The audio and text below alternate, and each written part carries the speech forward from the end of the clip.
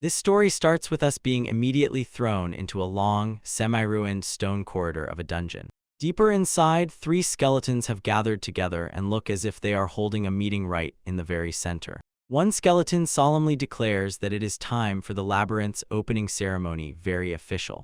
And then from a bright gap emerges a mysterious figure in a hood appearing at full strength. This leading skeleton is smart, and one of them named Lionel questions the plan to open the dungeon here. His brilliant idea is laid out in a stick diagram. Adventurers come, they are taken. We get paid for this. Our guy, the newly discovered dungeon master, unconditionally believes in his flawless logic. Waving his hand, he sends his bony minions away to get down to business. Showtime, guys. Alone, without support, the dungeon master takes a pause. The burden of his grand plan settles on his shoulders. His gaze shifts to the dispatch room. He checks on his skinny guard. It turned out our guy in a past life was Japanese, but now he is a dungeon master and his memories are foggy. Now, in the present, he scans the area and counts the distance to the approaching carriage. Now he feels the pressure and recalls the long, hard road that brought him to this moment. This road probably reached the point where he was so hungry that he invented magic to suppress hunger, the peak of survival. And his dungeon has grown to incredible sizes. Now it pierces through the entire mountain. He admits he summoned the talkative Lionel only out of loneliness, thanks that the rest are silent. When the target is already in sight, he clenches his fist, gathers his courage, and freezes before what will happen next. And here his main motivation is revealed. He simply wants to talk to people and eat real food. The subordinate skeleton asks if he said something, and the DM just wants to know why he is pretending to be stupid. This dungeon master only sighs, already exhausted by his own staff. With a dramatic shout, the dungeon master pushes his bony minions. They frantically scurry and take their places. His skeleton team immediately triggers a huge rock slide that blocks the path ahead. A giant boulder rumbles and falls, completely blocking the road with absolute finality. Then he and the team jerk into ambush positions and does it incredibly gracefully. It turns out he uses ambush magic that literally allows him to hide inside the wall, right up to the peak of stealth. Peeking out from his hiding place, he observes how the planned carriage is approaching. Meanwhile, his security team is just sitting there rattling bones, fully focused on one of them. One of them even waves a friendly hand from behind, a true professional, working in excellent form. Our guy already regrets leaving Lionel responsible, admits he can't understand a single thing. From his spot, he sees the carriage finally stopped exactly on time as needed. A squad of travelers comes out from around the corner, completely confused by how a rockfall timed itself here. One of the warriors approaches him in this outfit and asks if he has seen an entrance to the dungeon nearby. And right on schedule, a suspicious crack appears in the rock wall, and inside, a faint light glimmers. This ponytailed party participant seems to have noticed something wrong. A sensation tickles, like ringing in the head. When asked about it, she just waves it off, saying most likely it's nothing important. Our dungeon master was still angrily blending into the wall, trembling like from drops of sweat, trying to calm down. He is terrified to death that he will be exposed and called a creepy dungeon master. This is the worst insult, and the panic suddenly turns into pure excitement as soon as he realizes they took the bait. From the dungeon's point of view, the adventurers are simply step by step walking into the trap. Finally, it happened. The whole party froze. Everyone is looking at the entrance, and it becomes clear this is a completely new dungeon they accidentally stumbled upon. This party with the mage and her companion inside, they are meticulously analyzing the dungeon atmosphere that he worked so hard on. And down the corridor, the first huge surprise he prepared for them. The round chamber was paved with coffins, and in each a skeleton with a newly made stone sword. From a secret observation position, the dungeon master watches as their icons approach the trigger point, barely restraining his joy. The fighter completely loses control from excitement while his skeletal minion complains that it was left behind. This skeleton throws him a cheeky, condescending look, and the dungeon master just stands still, arms crossed, immersed in complete frustration. His companions are just casually gossiping about him, wondering why he is so slow and how he even manages to do magic. This drives him to shout at Lionel for such a simple schedule, but Lionel calmly explains, it still should have taken an hour. Suddenly, they both just laugh and turn everything into a joke, agreeing that he needs to get down to business and maintain real professional momentum here. And just as quickly, the good mood shatters into pieces when he yells at Lionel that this is no time for jokes. After a moment to recover, he remembers the adventurers are nearby and they need to stay quiet. But it's already too late. The first wave of skeletons is completely destroyed and the party has already disappeared. Outside, the carriage has already driven away. The travelers found absolutely nothing interesting. Leaving him to survey the carnage, he suddenly realizes his brilliant idea about stone equipment was actually terrible. Finally, it dawns on him when the adventurers said as expected, they meant the skeletons were pitifully weak. All his grand plans to get food fell apart. He sacrificed his bony guys in vain. Lionel tries to calm his leader, who is crying, while inside he screams at how much all this interferes and annoys, and his subordinate skeleton offers only the helpful insight that they were already dead anyway, a true master of emotional support. Then he explains, destroyed just means they need a magical recharge like a phone battery and they will still be fine. Which is completely new information for our dungeon master, who looks utterly stunned by this revelation. He just whips them a little with magic, and as soon as the skeletons are back on their feet, they're like new. Lionel solemnly presents the boss with an analysis after the failure, while the other two just stare motionlessly and expressionlessly into nowhere.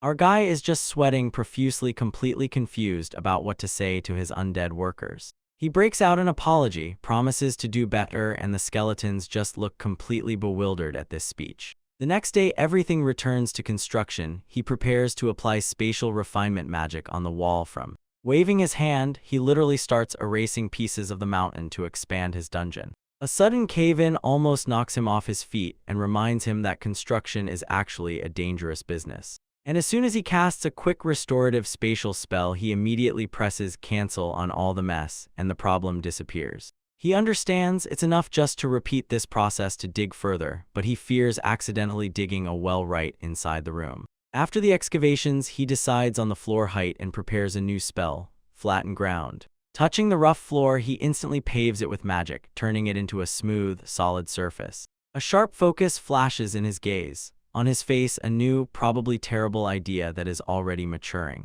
Then he arranges a real surge of paving, spending 1 MP at a time to level each surface in the corridor. This continuous binge of forgetful repairs is fueled by the devastating failure of his grand opening. Then he didn't get any food. Coming to enlightenment, he finally realizes he never once thought about how his weak skeletons feel, doomed to be cannon fodder. After so many years alone, he wonders if he has forgotten how to be human, even asking the mysterious Ko-chan for advice. Then he just winds himself up, shouting that this is the bare minimum for him to be able to play properly as a dungeon master. No, wait, he's not just some dungeon master, he is an intermediate dungeon master, thank you very much. It turns out he still hears a female voice in his head since he woke up in this world, Kao-chan. This mysterious voice taught him labyrinth magic back when, as it turned out, he was too poor even for pants. Once still without pants, he decided to set the price of his magic at 1 MP per cubic meter. And to this day, he is wildly impressed that the Kao-chan system adapted to his Japanese sense of measurement. It made him feel at least a little guilty for having taken the mysterious voice in his head for granted all this time. Which makes him wonder whether their connection is fate or just a standard dungeon master feature. Lionel then suddenly appears completely clueless while the DM inside notes, Ko-chan always communicates only with him. And his skeleton simply goes crazy because he has paved the entire territory. And the dungeon master just explained this as his way of coping with the failure of a grand opening, before quickly driving Lionel away, ordering him to just return briefly. Climbing the newly made stairs, he decides it's time to take stock of his magical abilities. Dividing his powers into dungeon building, traps, and personal buffs, and with over 1 million MP that can be burned. Moreover, his summoning magic is not limited to skeletons, he can also summon goblins. Although he immediately rejects this idea and refuses to use living creatures as disposable pawns. Their rattling gets on his nerves, then he yells at them and rushes away at great speed. Leaving their skeletons completely bewildered, his boss in the form of a stickman simply disappears without a trace. He emerges from a secret exit right into the forest, finally ready to figure out his next move. He sits down to realize he needs a new spell to cover the 5-day path to civilization. He finds a quiet place near the cliff and feels calm washing over him. It turned out that 6 months ago he woke up here, next to a dead man there he borrowed these robes. Meanwhile, the map shows this tiny shelter is connected to his main dungeon by a narrow passage. Our guy just monologues about his glow-up, started from a miserable 10 MP and brought it all to this. He notes how the outside world seems to creep closer, but the voice of Kaihou-chan rings with a sharp cold warning. An invisible wall simply devours him back, and he completely loses his balance. This magical barrier shudders wildly as he crashes face-first into the dungeon border with all his might, and he unconditionally takes it, crashing into the ground just beyond the passage threshold. Lying in agony, he hears the voice of Kaihou-chan and remembers that dungeon masters are literally chained to their dungeons. Irritated, he mutters that he already knows the rules, no need for that condescending reminder. Now he simply shuts himself off with silence and sinks into thoughts. Why does he really need this? What is his role in this world as a dungeon master?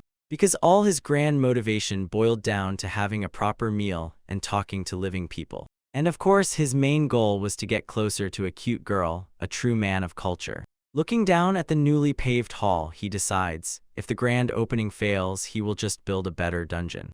Now he treats his dungeon like a tech startup, chasing product market fit together with adventurers. His new business model states that users cannot be blamed. They will always find unexpected ways to break something. This triggers serious PTSD from his past life from the thought of users macro-clicking the button 1,000 times per second. And he begins to sketch a user profile, a hot-headed, probably cunning adventurer about 20 years old. This character has zero loyalty, no attachment from the one of you's side. He is driven by only one thing, buying girls. Our guy finds this utterly disgusting to the core. To catch such a guy, you need to lay out the perfect user story from the moment everything starts to the successful completion of the dungeon. His dungeon is not a static product. He needs to monitor visitors and refine the design each time.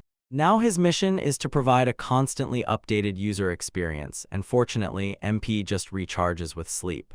But just as he was about to get into his corporate self-help rhythm, something suddenly distracts his attention. He tries to bring corporate language from his past life here, but nothing clicks.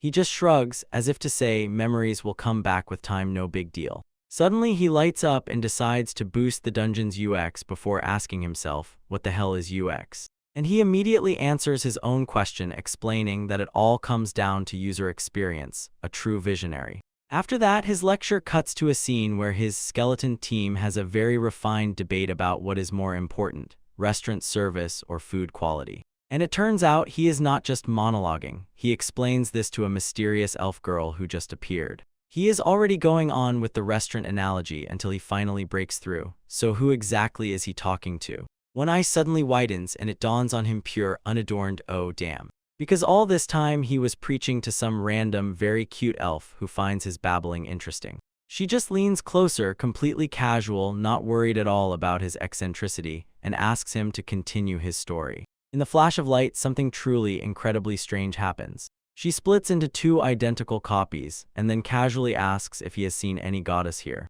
The brain of our guy completely short-circuits. He is overwhelmed by how sweet her voice sounds. And while she asks about that fast food place he mentioned, he seems to mentally shut down. He activates emergency evacuation and literally throws himself away from there, shouting that this is impossible. He disappeared and the girl remained looking at the empty spot where he was just moments ago, probably wondering what just happened. Having escaped by teleportation, he is still in panic because he can't stop thinking about how cute she was and suddenly realizes his spell allows him to just fuck off from any social situation. All this spirals into a complete breakdown over why he can't talk to girls, but only has his skeleton crew. And now he grimaces from afar, 100% sure that he made the impression of a total creep. Peeking from behind the corner, he nervously wonders if she has finally left, while his heart is still wildly pounding. Meanwhile, the elf girl is just tidying up her clothes, looking a bit confused at his abrupt departure. And then, CL. A closer look shows she is actually quite disappointed by his panic and attempt to flee. Still trying to fix her shirt, she is probably thinking about what the hell he was thinking and what his plan is. As soon as she sighs, she pulls her cloak back on and prepares to leave. Then she simply rushes into the forest and completely disappears from sight, leaving our guy finally to peek out from his hiding place and making sure the path is clear. For a whole 30 seconds, he was simply completely enchanted by her beauty, no hidden intentions at all, which immediately turns into panic as soon as he realizes, just for peeping, he could face serious trouble. In his frenzy, he stumbles over his own feet and falls to the ground with a dull thud. When he hits the ground, he is immediately hit by another harsh, realistic blow. He can't even leave the dungeon. 10 days pass, and this gives him plenty of time to stew in his own discomfort. Now he just sits in a carved-out niche and thinks about his 200 days in this world and how he is adapting. A dark look runs across his face as he realizes he still hasn't eaten or spoken to anyone. No progress. With Lionel's help, his skeleton army has grown to 500 fighters and burns 500,000 MP every day. And now he is completely surrounded by his army of the dead, and it's getting a bit cramped. He also notices each skeleton has its own character, a relic from the time when they were different living species. And to prevent another disaster, this time he diligently repairs all the broken parts. This raises a question he never asked Lionel: how can they communicate at all? Lionel just shrugs as if to say, isn't it obvious? So our guy keeps grumbling about convenient magical systems.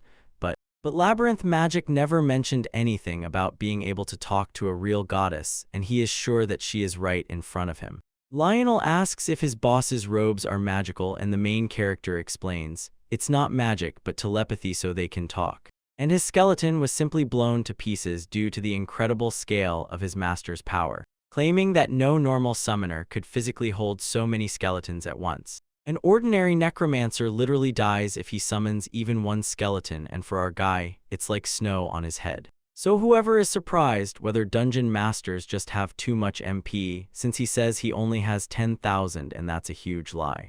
Lionel says that summoning 500 skeletons proves how abnormal he is, and the DM inside smugly hovers. He can do 4 times more. With all this power, Lionel asks what the overall plan is, and the DM is more than happy to explain everything.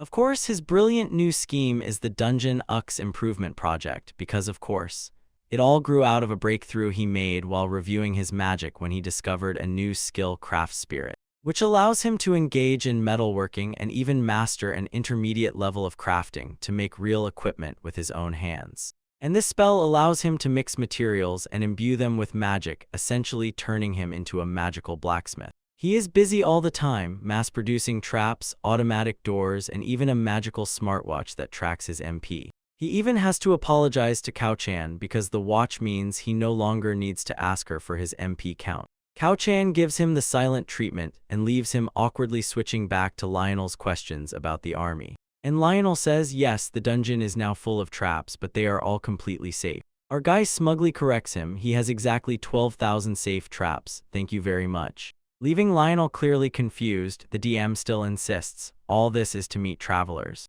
He is still fully set on communicating with people, stubbornly not giving up the dream of not being a loner. His goals are quite simple, to make friends, eat real food, and maybe visit the city once. Then Lionel just blurts out that he also wants to meet a girl, completely wrecks the room and shocks his boss. This dungeon master was completely flustered by Lionel's comment and ordered him to stop behaving so casually. Then he declares that he is already devoted to the goddess, that elven girl he saw for only 5 seconds. Then Lionel asks why not simply summon a huge, powerful monster using the dragon drawing to prove his point, but our guy abruptly switches to serious. He says he doesn't have the stomach for real sacrifices in his dungeon. This is the whole reason why he goes all in with traps instead of deadly monsters. And his plan, supported by a useful scribbled sketch, boils down to using teleportation traps to simply and safely throw the adventurers out. He notes to return to the cave where he met the goddess requires super fast movement, and that costs as much as 100 million MP. Lionel is still confused. All he heard was a crazy number of traps and no grand revelation.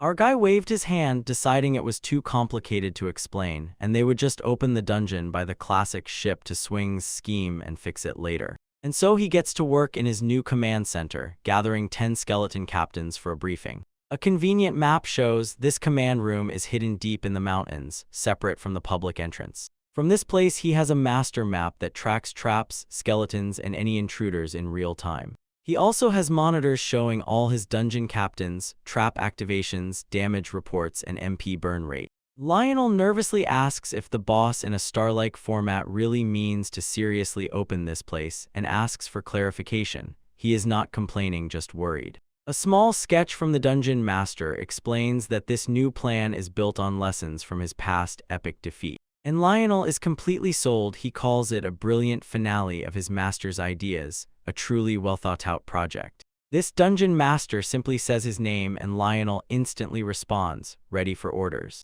Then our guy just jumps up, leans closer and asks if Lionel thinks this whole big plan can be pulled off easily, without any problems. He plunges into a furious verbal outburst how much of himself he poured into this dungeon and points. Users have to feel it. Calming down, he asks if there are any holidays coming up that could increase visitor flow, but his skeleton has no idea at all.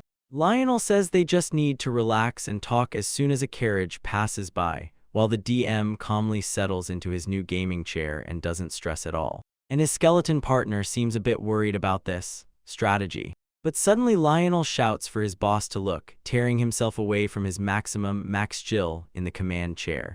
On the master map, one of the 5 new observation rooms lights up. The skeleton sensors just turned orange. Our guy's face suddenly becomes extremely serious. He understands orange is a warning, so when he tells Lionel they are leaving, his voice is no longer joking. They rush to the observation platform carved into the rock, trying to see what exactly triggered the alarm. And as soon as he looks outside, he is immediately overwhelmed by the sounds of a full-scale battle, echoing right outside the door.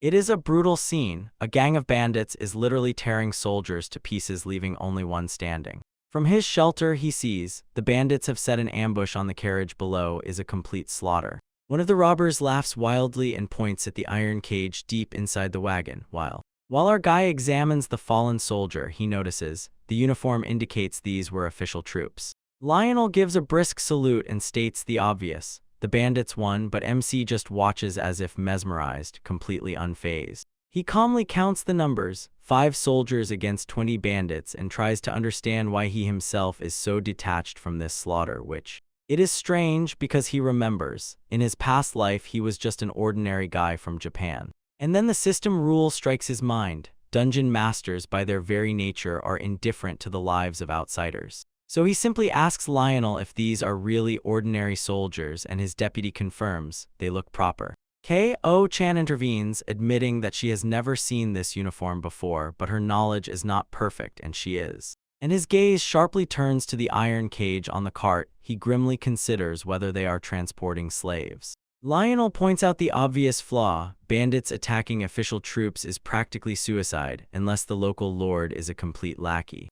Meanwhile, the bandit leader, leaning over the cage, barely smiles, hinting that there is a much larger plan and the real reason why they took this risk. This bandit leader pulls a small, horned child from the cage by the chain, calling it a demon. A closer look shows this is indeed a rare demonic type, and apparently it is worth a fortune. Which Lionel helpfully explains means they are hot goods on the slave market because they are humanoid, but ours. Our guy's face instantly goes cold. He mutters that in this situation, childhood doesn't matter, leaving Lionel completely baffled by the sharp intensity of his boss. This dungeon master is struggling with his own rules. He knows that in this world there are no human rights groups to turn to.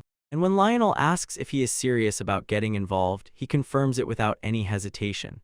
His skeleton comrade tries to stop him and explain, bandits are humans, children are demons, but the MC doesn't listen.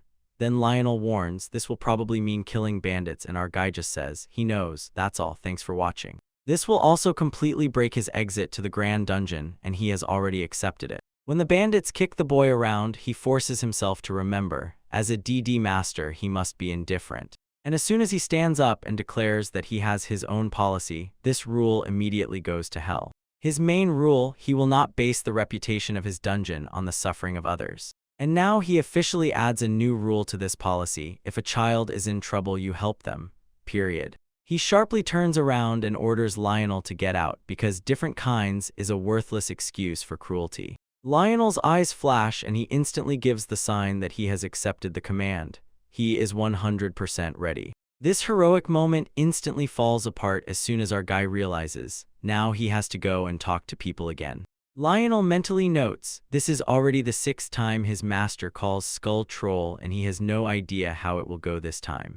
To practice, Lionel does a little dance, cheerfully introduces himself as a smart, talkative skeleton, and our guy completely loses it, rehearsing his grand entrance as a dungeon master, a master of social manners. Lionel just looks at his boss and the thought spins in his head, this dungeon master has clearly changed, and very strangely. And then our guy declares that you can't talk to him for 3 minutes, a completely usual way to prepare for a conversation. After that, he complains if he calls even more skeletons, Lionel will have to deal with them, and that's the whole point. This immediately falls into him begging Lionel not to ignore him. The 3 minutes rule didn't even last a minute. Meanwhile, Lionel simply has no idea why he is so easily called and guesses that it is somehow connected to his past life. A short flashback shows he was some kind of warrior, and this fully explains his leadership abilities. After that brief moment of reflection again, our guy happily rushes across the field with his bony friends. But as soon as he gives a new stone command, hunt the bandits and save that child. Lionel asks if it is really him. They remind him that he was once human, and the master of ceremonies simply confirms this without any hesitation. His skeletal friend tries one last time, shows that the robbers are humans and the children are demons. He doesn't even agree, just turns his back, waves off silently, and says, "And what is your opinion worth?" He always tried to keep away from others, drawing a line that no one ever had to cross. Now he shouts that species is not an excuse for cruelty, and orders Lionel to move faster. At that moment, Lionel realizes his mentor's sense of justice is exactly the same as his own. It even made him wonder if his own past life had some involvement in protecting children. With a brilliant gaze, he fully accepts the order. He has fully entered this rescue mission. A bony hand grabs the horn, a ready sound, a ready call. Now it will sound and raise the army to battle. And as soon as the signal sounds, the skeleton crossbowmen immediately take the command in their hands and prepare to strike. Arrows are already at hand to release them on command. Our guy is simply stunned. He had no idea that Lionel was conducting full-scale military exercises while he was asleep. And so the 8th and 9th Archer squadrons are already in formation, ready to unleash hell on those bandits. And it's not just archers. The 2nd and 8th infantry units line up and are ready to rush into attack on command. Lionel gives the signal confirming that both archers and infantry are ready for battle and waiting for the order from. When the firing ports are already open, the skeletal archers have a perfect concealed position from which the bandits are visible. On command, the crossbows are raised in perfect synchrony. Bony fingers find their triggers. Our guy with a stone grim face gives the final command to prepare, and Kaio-chan just peeks outside completely confused. This first volley bursts from the place, and the robbers completely lose their bearings under the sudden hail of arrows. Absolute chaos erupts as the men scramble for cover and have no idea where the attack is coming from. They shout to find the target, but the darkness does not allow them to see the hidden archers. Meanwhile, the dungeon master just stares motionless, completely stunned that his bone army is so skillful. While the bandits try to regroup, their formation is covered by a giant explosion. The chaos increases even more. This is a signal for the ground troops, as a clever skeleton captain gives the order to the 2nd squad to charge. This skeletal infantry crashes into the ranks of the bandits, and their panic retreat turns into a real slaughter. From his tiny hidden lair, our guy can hardly believe it. His fighters are actually using the equipment he so skillfully made. One of the bandit leaders tries to rally his men to fight, not intending to let some minor skeletons take him down. He proves his point with one swing of an axe, hitting so hard that the skeleton falls apart into a sad pile of bones. Seeing this, our guy tells Lionel to hold the next volley, otherwise they will hit their own troops. Lionel just nodded. Yes, of course it will affect them. Friendly fire is part of the package. This DM just loses it, shouting that they can't just sacrifice their own allies like that. But Lionel just emphasized the obvious. The boss can patch them up simply by restoring from MP, so what difference does it make? And our guy causes a complete breakdown. In panic, he remembers that he forgot his own powers, and the shame becomes simply unbearable.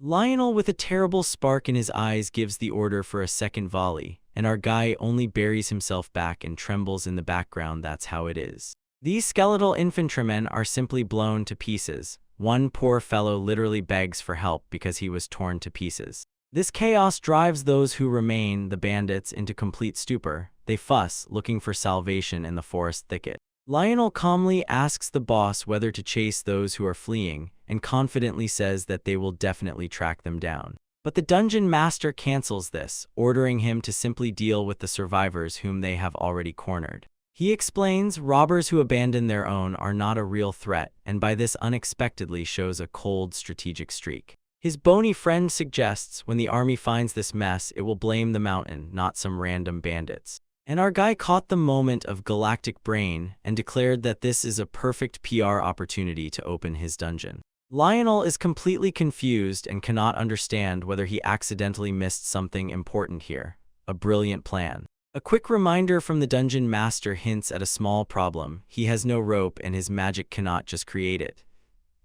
Fortunately, something like that was found among the dead soldiers, and now it is used to neatly solve the problems of the captured bandits. From his observation post, the dungeon master quietly surveys the aftermath of his first real battle. He contemplates the grim truth. Saving the child means sentencing the bandits to death. This guy feels a bit guilty, but not nearly as much as he expected, perhaps due to some special advantage for the dungeon master. In the end, he simply decides, as long as his conscience is clear, everything is fine, a coldly practical approach. Then he and Lionel turn their attention to everything that caused this mess in the first place. The saved little demon and baby sleep soundly, completely unaware of the slaughter that just occurred. Our guy acts a bit odd. He asks if it's a boy and if he is now bonded to him, confusing everyone around. Returning to the makeshift room, Lionel confirms. The child seems to be a demon, and this apparently surprises the dungeon master. Lionel will have to explain that demons are a subcategory of the demon race, a classic "well actually" from your skeletal sidekick.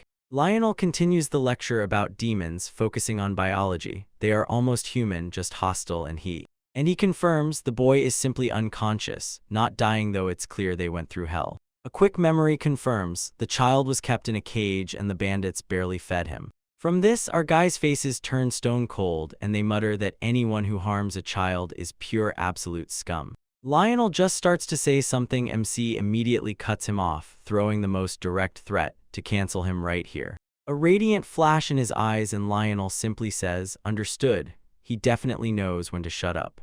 Then the dungeon master asks why his skeleton companion was so eager to jump into the fight from the very beginning. And Lionel suddenly becomes very mysterious, hinting that maybe in a past life he was some kind of warrior. And our guy immediately puts him in his place, recalling that Lionel then insisted on amnesia as soon as he was first summoned. Lionel just shrugs and says he sorts everything out in the process while training other skeletons. This deep conversation is interrupted when two skeletons appear and strike a pose, and this completely confuses MC. Kaihou-chan intervenes and basically asks if the boss has already realized that he just adopted a demon child, and this completely ruins his plans. And speaking of the child, she starts to move just at the moment when Kaihou-chan points out that this whole rescue has messed up the schedule. The skeleton shouts that the child has woken up, and everyone immediately turns their gaze to the stone slab. The boy wakes up completely confused, asks where he is, and MC politely explains, "It's dark right now."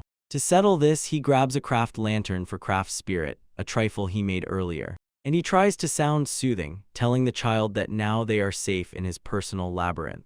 Of course, it looks even scarier. His creepy smile, a whole bony retinue trailing behind him, and the child screams so much that blood flows. Our guy completely fails the save, dropping the lantern in shock while the boy makes a complete mess. Lionel has to call things by their names. A man in a dark cloak surrounded by skeletons is by no means a welcoming sight. Our guy tries to explain the situation, but two skeletons posing behind him do not ease his position at all. And yes, from the child's point of view, this is a pure horror movie, a kidnapping scene. This is a demonic child full of bravado poking a finger in demands, "Who are they?" and warning not to dare mess with him. Here is the master of fate's brilliant plan to add even more light and order his skeletons to practice social distancing. Then he tries to establish contact, claims that his own dad is some super scary demon, and this is not at all the encouragement he, as it turned out, hoped for. No wonder the boy doesn't believe this for a second and demands proof that they are not enemies. Our guy just stares, absolutely clueless how to prove he is a good guy when he literally has an army of skeletons. But his brutal display immediately falls apart as soon as a deafening roar rumbles in his stomach. He is hungry. When the boy got distracted, our guy emerges behind him with a blanket ready to make his move. This boy is completely stunned, blushes as he offers him some food, clearly not expecting any kindness. Our guy insisted it was not a bribe, but the child still suspects. He says he cannot be trusted. He just shrugged with a tired look as if to say he doesn't care about trust, he just does what he wants. Pointing a finger at the boy, he makes it clear, the only thing that matters is that he is Safino, thanks needed. Meanwhile, two skeletons say that it was easy for their fallen comrades to return to life, well, a minor thing. Then the dungeon master asks if the child has a home and offers a skeletal companion because he himself cannot leave the mountain. This prompts the boy to ask what he is, and our guy confirms that he is human, which surprises him greatly. The boy's brain switches to superfast mode and concludes he was saved by a mad scientist conducting strange experiments. Our guy is simply desperate over this accusatory lie. He is a dungeon master, not some freak from a laboratory. Now that the fear has subsided, the boy asks why the main character is not afraid of him, demon. To which our guy simply replies in a deadpan tone that, essentially, there is almost no difference between humans and demons. Kaihou-chan just peeks out from behind the edge, completely bewildered by this sudden philosophical lecture. And he says that he is no longer human. The real monsters are those who enslave others. Kaihou-chan suggests letting the child go, and spreading the news sounds like a completely stupid idea. But the kid simply asks what the hell he is, and our guy replies that, on the contrary, he would be glad if more people came. He lays everything out without pity. He doesn't interrogate and saves the child only for his own selfish satisfaction. And this strangely honest approach actually works as soon as the child realizes it was some kind of calming spell. When the tension subsides, the boy's bravado disappears, replaced by a desperate cry for food. Fortunately, the bandits left behind a good handful: bread, apples, and cheese. And the kid just completely devours it, while our guy worries about how to even get him home. After that, he has a complete breakdown. He cries, insisting that everything is fine because he has the skill ignore calories, pure self-torment. After a big piece, the child just smiles and confirms the food is incredible, completely conquered. They left our guy and he suddenly froze in silence, not expecting such a simple, happy reaction. When the boy asks if he is eating, the host tries to keep a cool look and insists that he is not hungry at all. Of course, this is outright lying. Inside, he is simply hungry and hates every second. This little boy throws a suspicious glance at him, and for a moment it is clear that he does not believe in this brutal performance. And Kaihou-chan begins to panic. He thinks that the host got so into the role that he started eating, and it looks like something strange. Meanwhile, the little boy keeps chewing endlessly and suspects nothing, while the candidate master of sports and the skeleton observer watch him from the corner. A full stomach, and the boy lets out a huge, satisfied sigh, raising his head to the sky. And then he falls to the ground and celebrates that he has eaten, while our guy just watches completely exhausted. Then the dungeon master scans the ruins with his gaze and realizes this boy just ate a third of their entire food supply. This guy now directly asks if our guy is trying to drive him away, offering to take what remains. Kaihou-chan and his friend still whisper that this whole situation is way too suspicious. Amelia simply lowers her gaze, completely confused and embarrassed by all this attention. Our guy just stares back, trying to see what kind of trouble is happening with this overly complicated little demon. Finally, the child breaks down, blushes, and shows that his name is actually Milia. And as soon as he said this bombshell, he immediately passed out, full food coma. This game master is stuck just repeating the name over and over again, and his brain is completely short-circuiting. Lionel suddenly appears and starts to help, reports that Milia is a girl's name, and he goes into full panic. Our guy yells at Lionel for the jump scare, and the other skeletons just keep posing. Meanwhile, Kaihou-chan gets a ruthless, honest explanation from a skeleton why they have to babysit the boss. Then this skeleton, as if casually, asks if the boss is a monster, and this throws Kaihou-chan into a crisis of identity. Amid all this chaos, Milia is just sleeping peacefully, completely unaware. Kaihou-chan is still stuck on this name, completely confused, and can't understand what's going on at all. Now our guy has a new problem. The child is sleeping, but there are no beds at all, only stone slabs. He is already planning to craft something, but thinks that Milia will leave soon anyway, so he postpones the problem. His little helpers just watched how the whole domestic scandal unfolded, laughing with genuine, unadulterated pleasure. Then they are hit by a grim truth. If Milia stays, their food supplies are already running out, everything is lost. Suddenly, all his demons and people sound as if they speak the same language, and it's no longer so comfortable. In despair, he begs Lionel for info about the demon society, but his skeleton comrade only responds with silent condemnation. One of the skeletons rightly suggests that they just need to drive Milia out, and Kaihou-chan disagrees. But whether. Our guy cold-bloodedly admits, yes, he is definitely not the type to become a father, and raising a child is impossible. He believes it is more responsible to return her to society than to do a half-baked job and raise her himself. The skeleton tries to make a report about the child, but the dungeon master just intently watches the leftovers. And then one of the skeletons suddenly starts screaming wildly in panic. Our guy is caught poking a sleeping child's cheek with his finger, earning himself a panicked "don't touch her" as an order from the boss through his minion. He gets terribly flustered, trying to explain to Lionel that Milia has some special magical gift. This statement makes him recoil wildly backward, and he yells at them for not reporting the critical information earlier. And suddenly we are overwhelmed by a flash of memories, a modern city silhouette. The scene completely changes. This is Roppongi in Tokyo. A man and a woman are talking near a van. After that, the world is shown through the eyes of a person who has fainted at a desk in an empty office. That is our boyhood past, an office worker named Utakia, who stretches after a sleepless night. His colleague Kaihou Shimada asks if he has really contacted their client yet. Then she glances at the clock and points out that he is about to miss the last train home.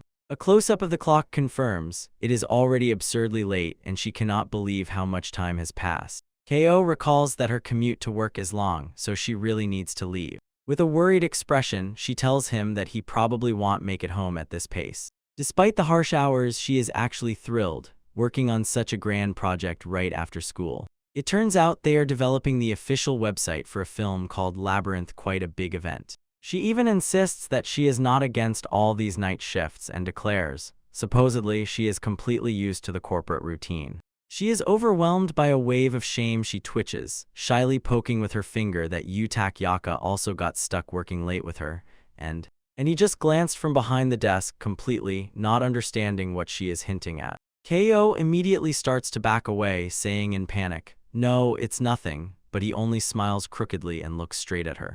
Inside, you think that she is like a little animal, and that every guy in the office is probably trying to hit on her, but he quickly clarifies that he is not one of them. He says that she is much younger and that they both are office outcasts. Changing the subject, Kaihou suggests organizing a late-night run for a snack to the shop downstairs. And he just throws her a self-satisfied short glance as if to say, she definitely wants to do this. She already knows his order by heart and asks if he wants the same antipen and drink soju. You just hand her a bill so she can pay for the food. With a smooth smile, he tells her to keep the change classic, the cold move of a high schooler. Kaihou tries to protest that she is not a child, but from this gesture she simply shines. She playfully calls him an old man and tells him to just wait where he is. And so she slips out of the office doors on her snack mission. You are left completely alone in the vast, empty corporate decay, exhausted as if all your strength has been drained. But Kaihou returns briefly and whispers a truly sincere "thank you for everything." He just looks back, a little confused by the sudden sincerity, and immediately replies, "Just for you in return." She throws one last cheerful wave and truly leaves. And then a dead silence falls. You sit all alone among rows of dark computer screens. He even mumbles to himself how eerily quiet it suddenly became in this whole place. Just now, a news report about the hostage situation in Tokyo flashes on a nearby monitor screen. You only glanced at the television and were not at all impressed by the news about an international terrorist somewhere nearby. If it doesn't affect him directly, then there is nothing to worry about. It really is not his problem. This message sounds overly poetic. At night, the empty city buildings are compared to giant empty tombstones. And then the stakes become real. The reporter confirms the criminal has a rocket-propelled grenade launcher. Live video shows someone sticking out of the window right in the middle of all this mess. This whole situation makes him recall the film Labyrinth and compare society to a labyrinth. A labyrinth with cunning traps, nothing but treacherous blows in the back, and everyone just trying to trip each other up. He mutters to himself, yes, it's essentially the same as a dungeon, isn't it? Then this reporter warns, from now on, everyone in the building is part of this trap.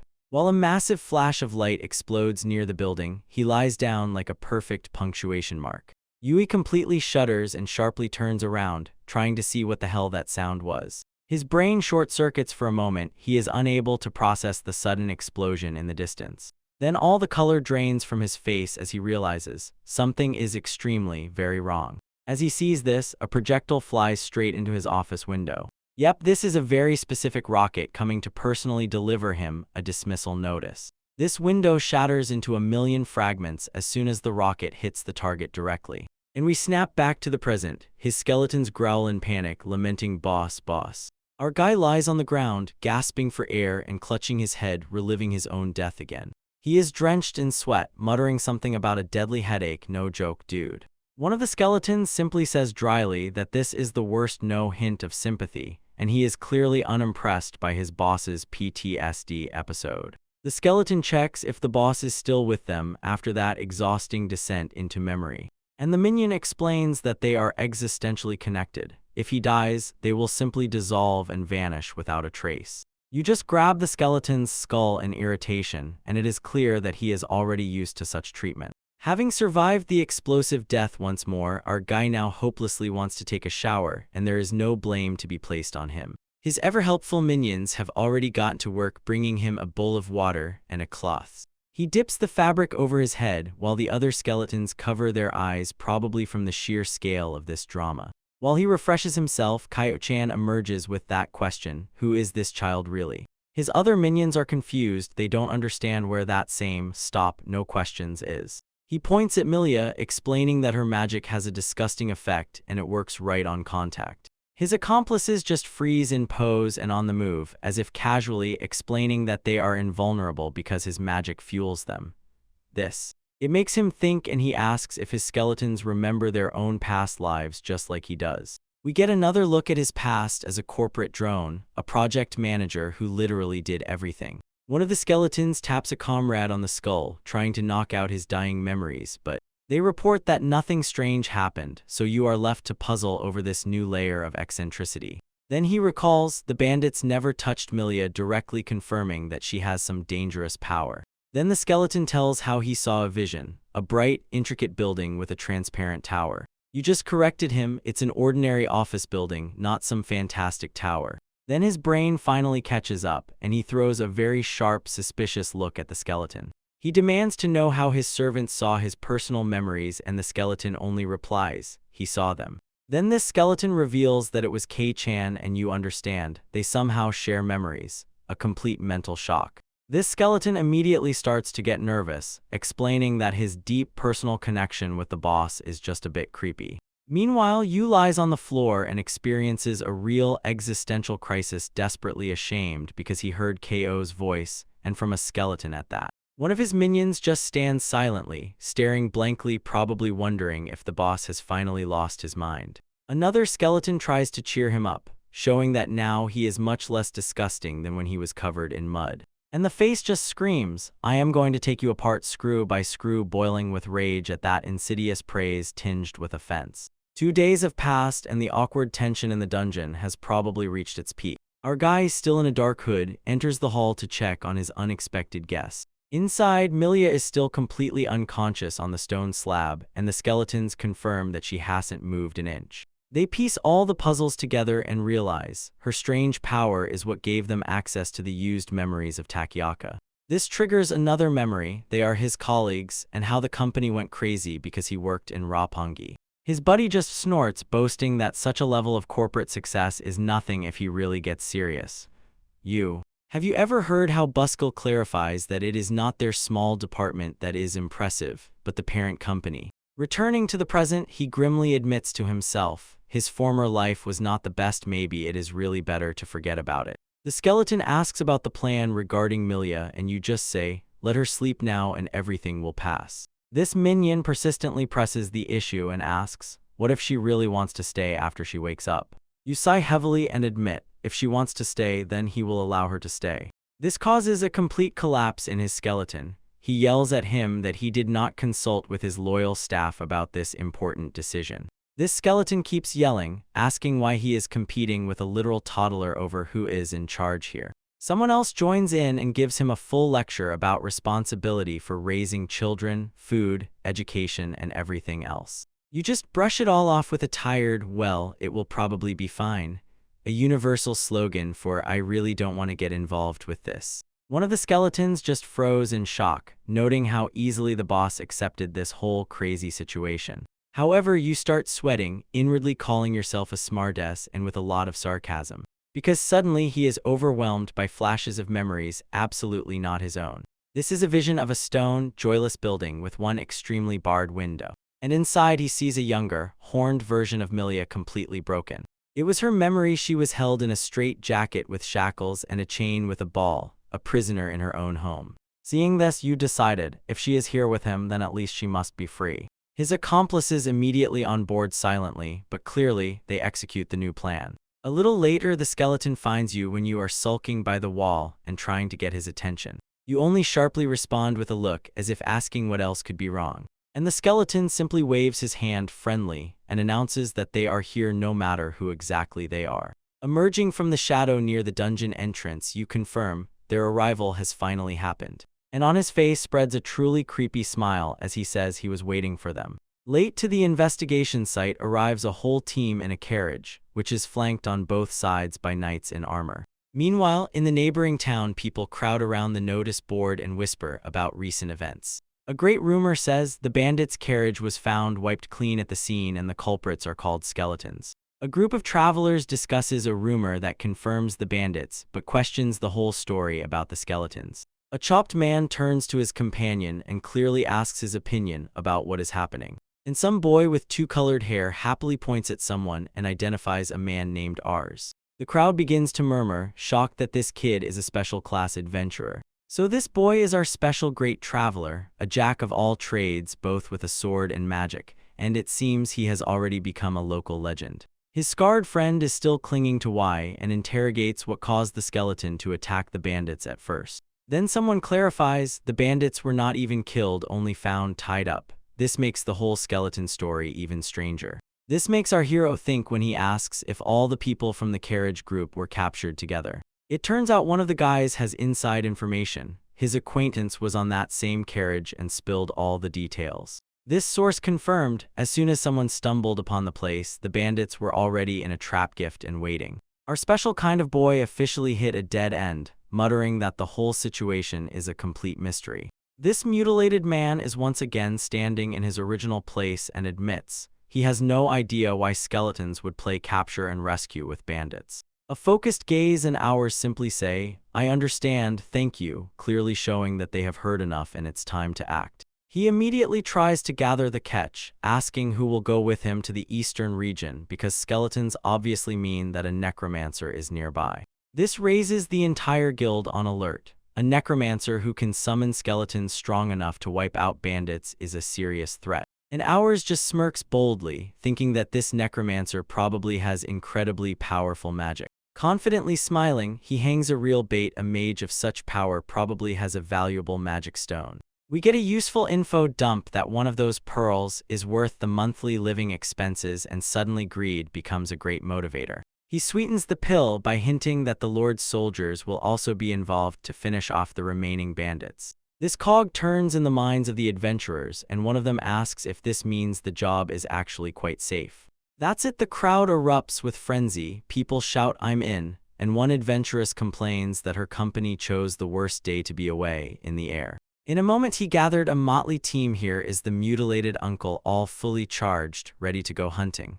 He glows with joy. Smiling victoriously, our hero announces to his newly formed party, it's time to head to the carriage. So a company of about 10 adventurers gathered ready to move straight to Yu's front door. He is already counting how much his share of the loot will decrease and understands, together is safer, which is even worse for the wallet. With a self-satisfied smile, he decides, this crowd is simply a wonderful living shield to buy time for escape. He tells himself that this is just a survival tactic, so no hard feelings when he inevitably abandons them.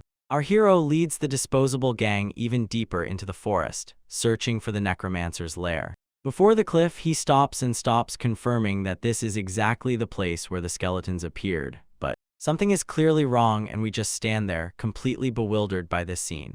His party members finally catch up and do not understand where their leader disappeared to. They immediately get a very bad feeling. Meanwhile, the Lord's soldiers are approaching. Their leader is glad that reinforcements have arrived. This captain realizes that the bandits cannot stand against him, but he is frightened by a depressing feeling, as if he is being lured into a trap. Suddenly, he is left alone, shouting into the forest and not understanding what the hell is going on. One of his men shouts, pointing at something, while the ground is already starting to crumble. Here it is, the carriage of the investigative team rolled right up to the scene just as planned. Returning to the dungeon, Yu boasts that his plan worked perfectly and his minions were playing dead for effect. After counting about 10 soldiers, he noticed they had a completely different, much more serious mood than the old guards of Milia. In the distance, he notices the carriage and realizes the investigative group is assigned the role of the main event. The skeleton asks for the plan and Yu's face simply says, "Oh, this will definitely come." Then a small slippery creature appears, emerges outside, and calls someone named Lionel, adding another layer of eccentricity. You casually ask the skeleton if they really intend to do it, and it's clear that you savor the fear of the minion. With just one simple command, he makes the poor skeleton hurriedly rustle away, and it flees in panic. His minion only wonders why the boss is so carefree and asks, will he really just open the dungeon? You start everything with a dramatic countdown, ordering your minions to prepare for the performance. His skeletons burst into a full sprint, casually noting that they don't need any time to prepare at all. Outside, the soldiers are about to take their places in the front row as the countdown to the dungeon opening begins. This countdown continues and the plan remains simple, to open the front door, but you completely lose it because you know perfectly well, it never is that simple. He is about to open his workshop, his magnificent response to the prison experience. Meanwhile, Hours hide in the bushes, taking the position of the perfect witness to spread the news. Because our guy is organizing this whole event, and his skeletons work as mercenaries. And he is also the director, designer, and planner, once a project manager, and always remains one. The soldiers are the main actors, and they have no idea that they are about to become part of the show. With a completely crazy smile, he welcomes the investigation team to his little performance. And one gaunt bony finger presses the execute button, officially triggering the trap. A moment before the end, the entire rocky wall just wildly explodes outward. Even you are thrown back by the sheer force. The scream tears the silence and throws its minions into chaos. These travelers and soldiers instantly scatter in different directions, saving their own lives from the sudden rockfall. This is a complete landslide. The entire mountain slope is collapsing, breaking into fragments. He and his disposable gang are flying nonstop. All thoughts of loot have completely vanished. He is in total shock, shouting that the mountain just crumbled without any warning. His thoughts are racing wildly. He tries to figure out what is behind this madness, a dragon or a golem. But then from the dust and chaos calmly emerge a pair of boots. As the dust settles, a quirky, cheerful melody starts playing, and this confuses everyone, bringing them to shock. He is completely bewildered, scratching the back of his head while his comrades look on in complete disbelief. Because the entire cliff was replaced by an untouched entrance to a dungeon called Horkil, a promise of riches without any risk. It is directly advertised as the perfect dungeon, and this is probably the biggest red flag in history. The soldiers of this lord just froze, sweat pouring down as their serious mission turns into a walk in an amusement park. And the inscription was carved so professionally that it adds a new layer to what is even happening. And finally, freaking confetti starts falling from the sky. Everyone just stands in the fog, trying to understand how a deadly landslide turned into a ceremonial opening. One of the soldiers finally voices the question that everyone had in their heads: what is this? Yu is again with our guy, celebrating as if he just won an Oscar, shouting that his mountain trap worked perfectly. He wrapped his arm around the skeleton and was trembling with happiness. The adventurers appeared, and now they too must be his audience. But his minion has already fully caught on to this, asking him, please, to stop these excessive, theatrical reactions. This skeleton shows that the invaders have exactly the same, precisely the same, stunned reaction as he does. And yes, Hours and his gang just stand motionless, like caught in their brains completely malfunctioning. Yula. Slip into a confused director's role and mutter aloud how this is a blank wall and readable text just appeared. He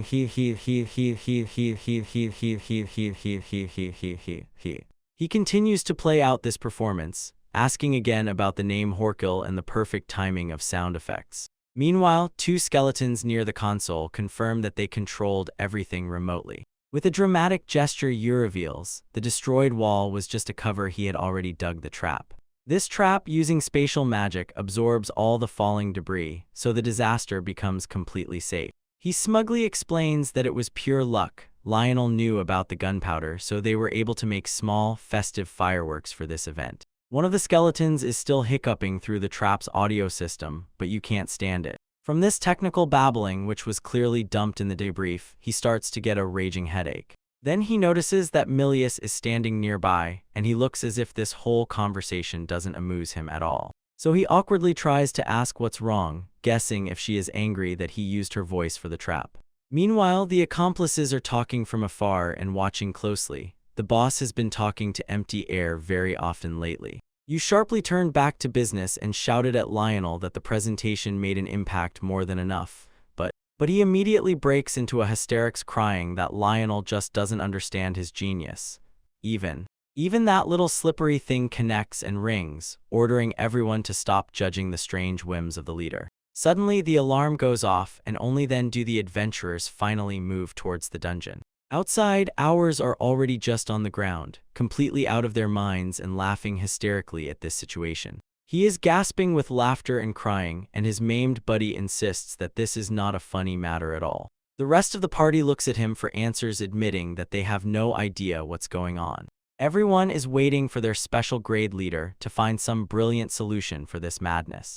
And Hours, with a completely confident smile, simply reads the sign, Horkle Dungeon. His party is still confused, debating whether this professionally branded entrance is really a dungeon at all.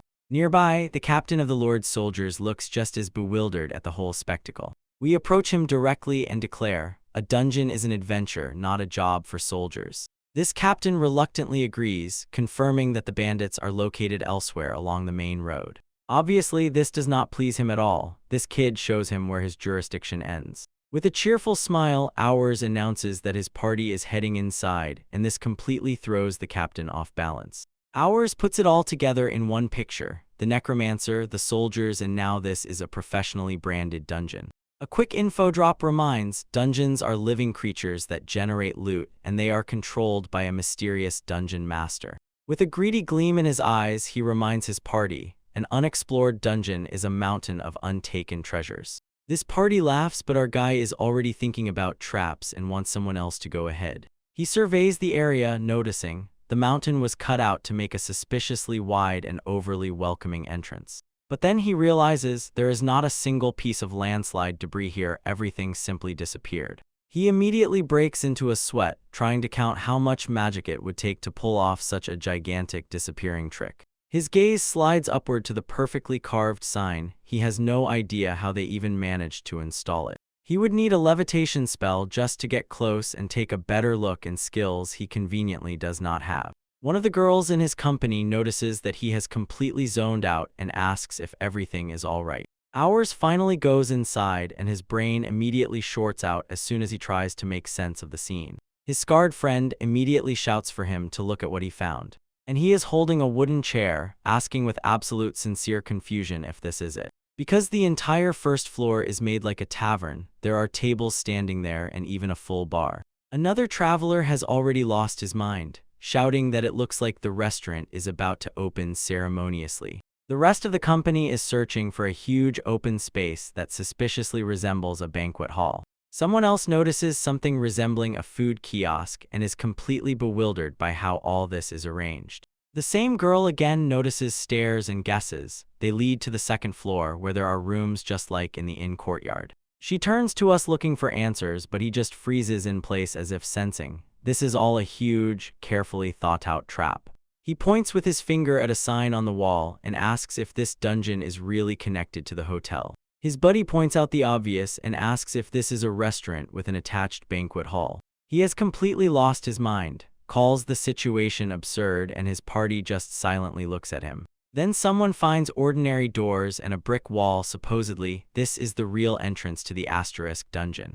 By the doors, a professionally printed sign, because of course it was meant to be that way. This is a full-fledged welcome brochure announcing a beginner's course for 1 silver, with a 0-risk guarantee. Our guy repeats the same thing over and over, completely exhausted, because he cannot believe how ridiculous it all is. Even the captain of the guard clenches his fist and mutters that this defies any common sense. Meanwhile, your backbone is really tested, he practically shouts, I told you so. This skeleton is almost out of his mind, shouting about how strange and unconventional this whole production is. Yu pulls back, defends himself, and sharply asks what is so bad about charging an entrance fee. In the background, other skeletons argue, perfectly copying their boss's little outburst. He really asks if his plan was that strange and completely misses the point. And his minions nodded together synchronously. Yes, boss, it definitely was. He explains his brilliant plan is to lure adventurers so they kill his minions, and he can level up.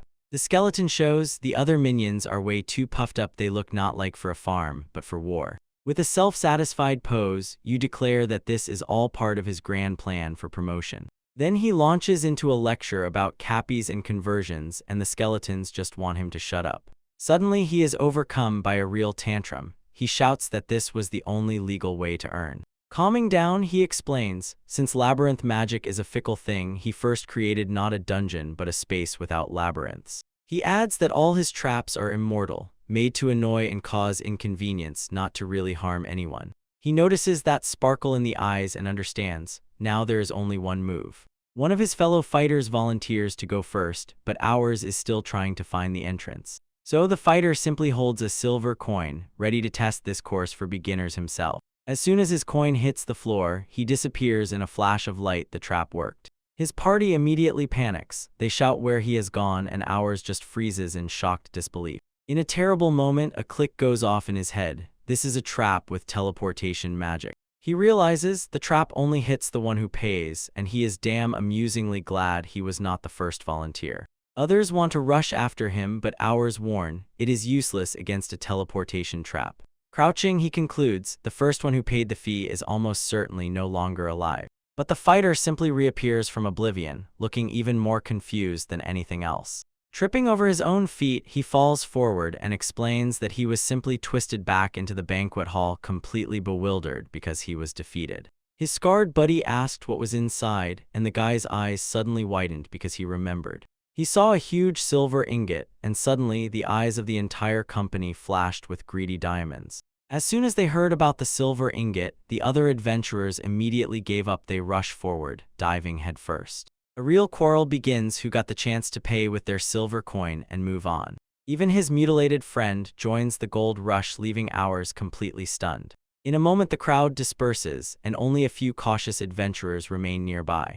We are left confused about what the hell is happening, because it is too tempting to be true. Leaning against the wall, he waits and counts. About 10 minutes have passed since the chaos began. The rest of his squad reports 7 adventurers have already entered and returned, so only skeptics remain. Ours, with the face of a man about to make a terrible life decision, decides the attempt is worth it. He drops his silver coin into the slot, officially buying a ticket to all this chaos. In an instant, he teleported to a large, empty, tiled room, and already felt pangs of conscience. Somewhere at the farthest end stands the promised silver ingot, suspiciously resembling a huge piece of bait. Our guy immediately feels that something is wrong here, because this is already too convenient. The silver is perfectly polished, not a single speck of tarnish, and this, by the way, is physically impossible. Suddenly, a disembodied voice explains the rules. Find the only safe path or you will be instantly ejected. On the wall, a single button, the only grip in this completely minimalist, nightmarish room. Our guy begins to piece everything together and realizes every traveler must end up in a separate, completely identical trap room. He stared at the endless floor and had no idea whether the dungeon master simply copied this level here. Then he snorts, who in their right mind would dare to build dozens of such things? To solve this puzzle, he must find the invisible path through the floor, strewn with traps. His brain runs quick calculations. It comes out to about 3,600 identical tiles. And yes, each tile looks absolutely the same, no help at all. Then he resorts to old school. He stabs the floor with his sword to check if there are traps. This tile just magically repairs itself like, well, you tried, genius. A quick lesson from dungeonology reminds, you can't just break through a controlled dungeon by force. This confirms that he is in a dungeon controlled by a master, and the walls are indestructible. Ours' face hardens. He understands that now everything has become much more complicated. He stands still and realizes, memorizing the route through 3,600 tiles is impossible, so there is a trick here. With no other options, ours decide to simply press this large, obvious button block on the wall. He is truly impressed when something finally happens because this dungeon is really strange. Suddenly, a path of light appears on the floor. It shows him the exact safe way. It leads almost to the silver ingot itself, but conveniently stops right before the prize. Then the light goes out and all that remains is a simple, maddeningly ornate memory game that must be played. He begins to move, carefully counting the steps he remembered, 6 forward, 6 to the right. Then he reaches the next move, and his brain just completely freezes. These absolutely identical tiles provide no help, only an endless grid where failure constantly threatens. He completely lost his rhythm, and probably that was the main idea of this cruel trap. Our guy starts to panic. He realizes that this is much harder than just stabbing a knife into the pressure plate. In panic, he tries to remember the next move. One mistake will throw him back. Everything he admits turns out to be much more painful than he initially imagined. Trying to compose himself, he points at the target with his hand to immediately visualize the route in his head. And at that very moment, he is teleported back to the entrance hall, and he will still be poking with his finger like an idiot. Another traveler indifferently throws, "Yeah, failing the puzzle is really not easy. When we completely lose it, scream in vain, so when did I actually fail?" And then he is overwhelmed by a simple, subtle, and maddeningly, endlessly infuriating trick with which the trap was made. He lowers his gaze to his hand, and it is still frozen in the same pointing gesture. While in his head he tried to find the root of what happened, his hand itself reached forward. And the finger passed through the airspace above the trap plate, and the trap triggered. He was instantly thrown out. Our guy has completely lost his mind. He screams that he failed at such a basic, stupid trick. Meanwhile, in the dispatch room, the bar chart suddenly shot up, and someone watched it with triumph. Yui excitedly points to his skeletal minion that adventurers are flocking to his little trial. On the monitor statistics, 16 out of 30 slots are currently active in the beginner course. Looking at his earnings, he has already collected 51 silver coins and considers this a very good start. This screen is pure analytics, from the number of players to how far they get before failing. One of his minions explains the local economy. 10 silver coins and a night in the innyard is yours. Yum was worried that 1 silver contribution was too expensive, but he clearly underestimated human greed. The little shadow creature, almost trembling, asks aloud, "Is all this really normal, boss?" Then his skeletal minion points to an obvious gap. No one has actually managed it yet. Grinning boldly, Yui declares that this is the whole point, because if they really won, he would have problems. This reward is a complete setup. He doesn't have money at all to first cast silver ingots. His bony buddy is now in a pure existential crisis, wondering if people will just give up. And you explain that people are smart, yet they are still drawn to absolutely unpredictable actions. His memory grabs the moment when he saw a user find a bug that should not have been possible at all, and recalls his former life, how he was caught on the hook by an automatic claw. The best way to earn is to make a failure look simple. This skeleton asks whether people's attempts to do crazy things are not part of his grand plan. Yu confirms everything is going as expected, even when one guy tried to shoot an arrow at the prize and he was immediately kicked out. He even saw someone trying to walk on walls, impressive, but ultimately futile. People have already tried both, knocking out tiles and tearing them off. Everything possible, he has already thought about it and blocked it. This skeletal minion is still trying to calculate it and asks what exact type of dungeon waste teleport magic is hidden on the carpet trap.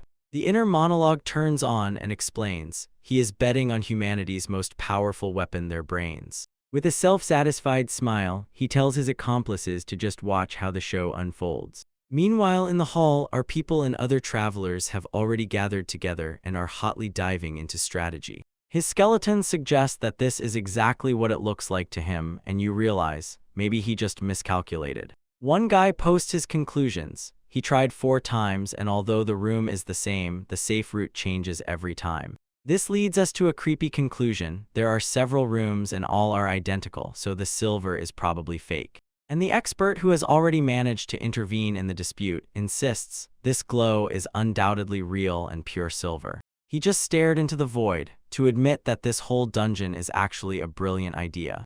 Another traveler agrees, insisting that such a simple trap can definitely be overcome. It was just built that way.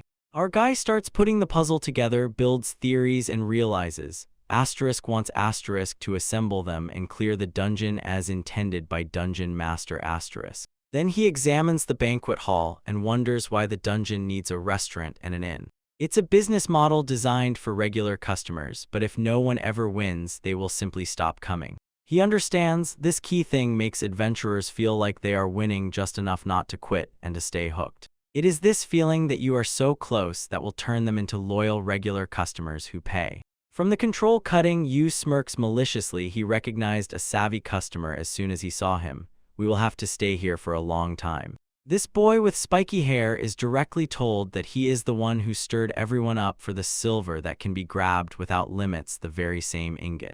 The whole party buzzes, imagining crazy rewards for the intermediate and advanced courses. And you just watch as they get excited, convinced that everything is going exactly as he planned. One of his subordinates starts winding himself up and imagines a future where no one ever wins and the dungeon is ruined. One of the younger adventurers is already hooked on it, ready to throw another coin into the same problem. An announcement echoes through the hall. The dungeon is officially closing at sunset. And you know what? Those still inside receive forced eviction and full compensation. Incredibly good service. We and the rest of the travelers just stand there, completely baffled by the very idea of a dungeon with working hours. This crowd just erupts, shouting that a dungeon with closing time is already ridiculous. Meanwhile, Yu slyly smiles and waves goodbye to his valuable clients, after on day 1 he cleared 89 silver without hitting a single winner. Thus begins the legend of Hawkeye Dungeon, a place built on pure, unadulterated greed.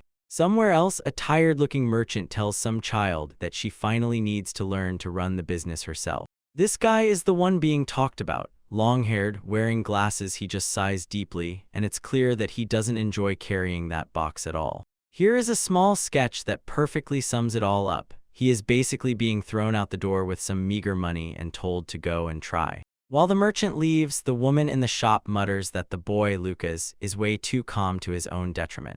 She knows to survive in this world, you need a real boost, and Lucas clearly doesn't have that. And she was really right. 2 months later, Lucas sips tea and realizes that the money is about to run out. Then he overhears some guys in the tavern talking about a new local attraction, the very same dungeon. They, of course, are talking about Hawk Hill, arguing about rumors that it's actually safe to enter there.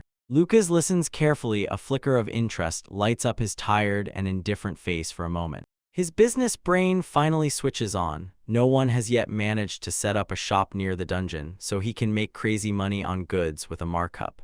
With a new goal in mind, he decides to at least go and see what's there himself. He stops at the entrance, standing in front of a sign that has now become famous as Hawkill. But what he finds is a complete dump, a bunch of junk and abandoned boxes around, not some legendary location.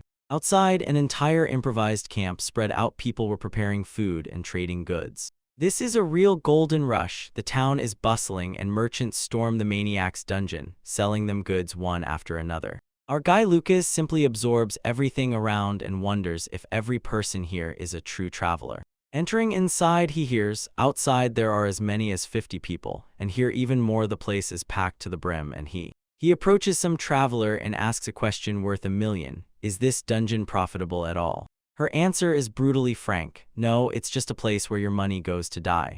In fact, she says the only person who has really managed to earn from this is our guy, and here is our old acquaintance, ours, apparently the only person smart enough to really learn the dungeon's rules. This girl thinks Lucas came for a treasure chest, but he admits he knows nothing about it. She simply points him toward the dungeon entrance, essentially ordering him to go and see for himself. He quickly explains, supposedly he is just a merchant, not some hero looking for a fight.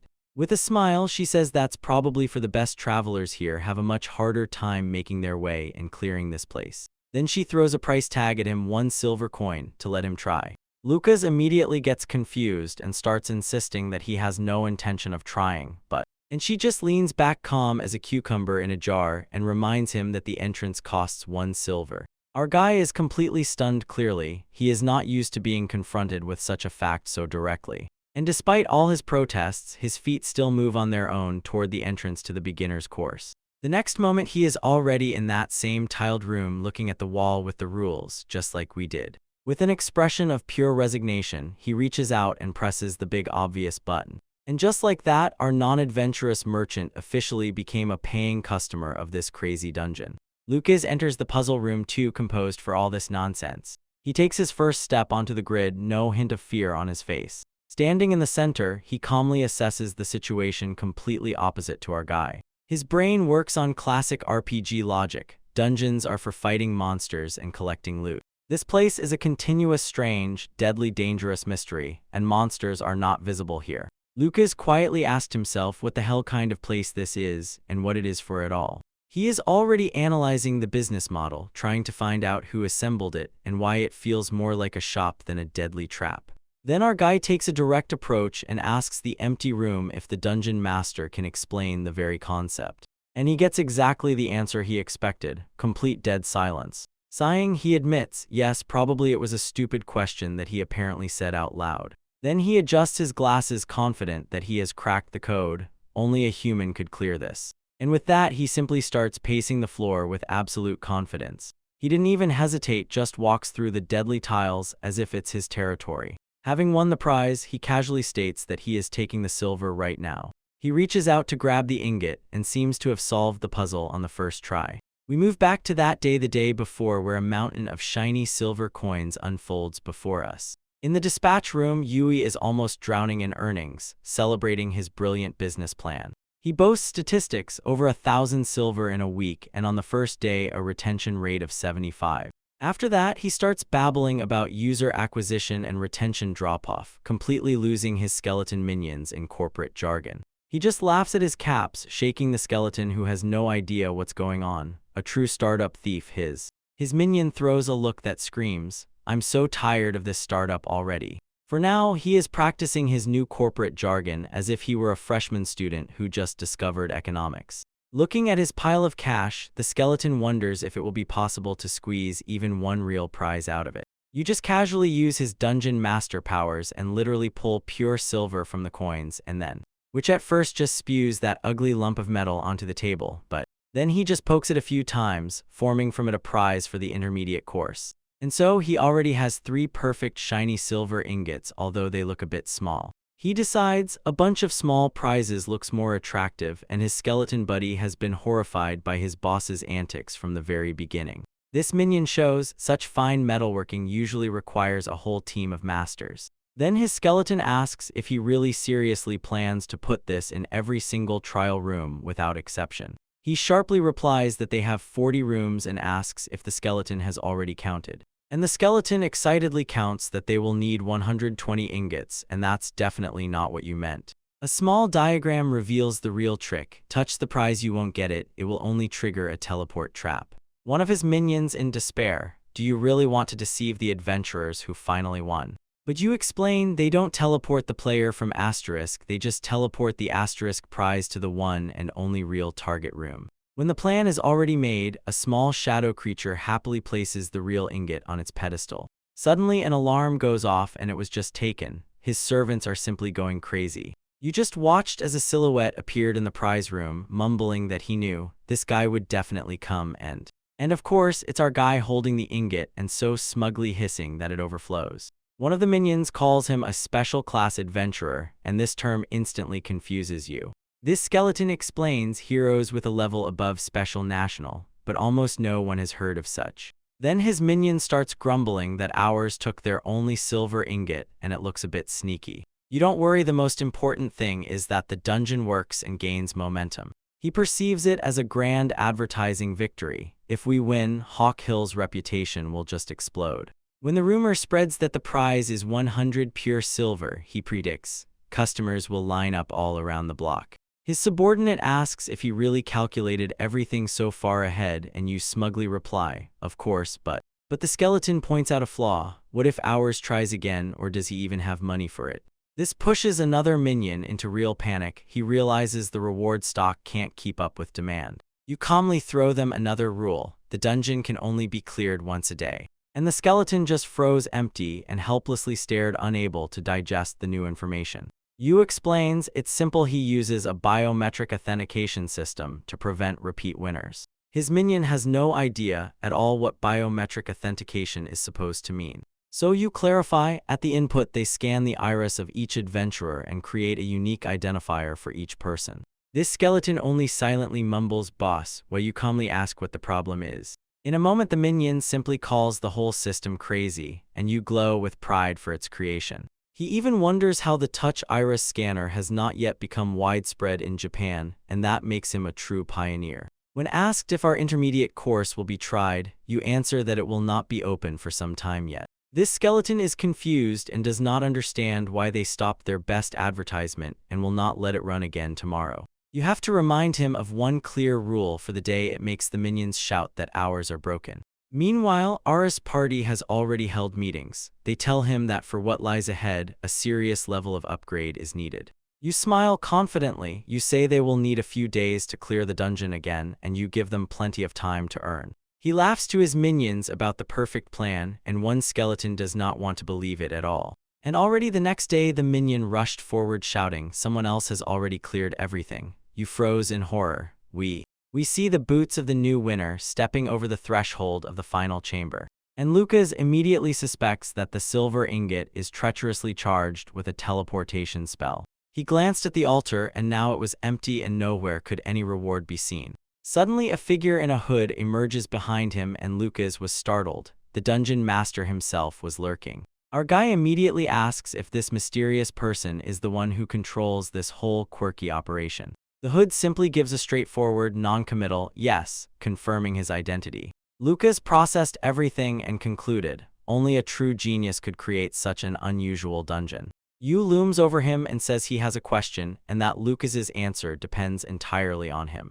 This completely confuses Lucas, because he wanted to ask the first question himself. You cut him off mid-sentence and demanded an explanation of what he was even talking about, and immediately falls face down on the floor, apologizing profusely and utterly pitifully.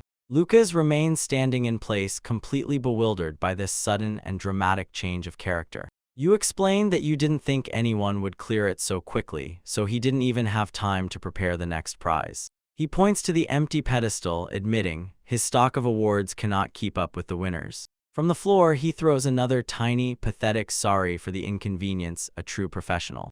Lucas completely loses his mind. He admits that he no longer understands at all what is going on. Returning, Yu says he will give the silver to ours, not to him, and then asks if Lucas is already in poverty. Yu insisted he definitely had to hand him the prize, but a minor logistical error occurred. Lucas just listens and thinks, this guy sounds just like a student begging to extend a loan. He tries to figure out what the hell is really going on with this so-called dungeon master. Meanwhile, he convinces himself that this pathetic stunt is a brilliant character test. Hearing this, Lucas immediately turns away and decides that this guy is just an incredibly terrible person. He simply adjusts his glasses and says that he doesn't need the silver at all, and this completely stuns you. You immediately appear celebrating successful Japanese diplomacy, a master negotiator undoubtedly. But Lucas cuts him off and says he wants something completely different instead, and while there is a chance, takes control into his own hands. This dungeon master is completely thrown off track by this turn of events. He just repeats the same word over and over again. And now he has convinced Lucas that this is just some monster playing with his feelings for fun. Then Lucas asks what he wants and offers to throw him a bone like a dog, and you politely refuse. In fact, this guy wants not something else information. He asks the dungeon master to teach him a few things. He immediately gets to the point, why did you even build this absolutely senseless dungeon? Yuya's answer shocks with its simplicity and pitifulness. He just wanted to be able to buy food. Then he tries to justify it and says, supposedly this whole cunning death trap is only for his next meal. Lucas is simply speechless. He calls it complete nonsense to build a dungeon filled with teleportation traps. This clearly affects you after all. You look down on him from under your hood, boldly locking eyes. And Lucas immediately realizes, maybe he just said something he definitely shouldn't have. You just explode shouting that Lucas finally understood. He is completely out of money, leaving our guy completely confused by this sudden and very pitiful confession. Lucas is just standing still, and it's as if he got a shock completely shut down after that pathetic confession. For now, Yu is breaking down inside, attacking Lucas, saying that he is just another rival who came only to mock him. Our guy is so stunned by this outburst of emotions that he simply turns away and freezes in shocked silence. He is leaving now, and his whole theory about the super smart dungeon master is burning in flames. Lucas understands this whole conversation is some strange power game, and he is definitely not in control of the situation.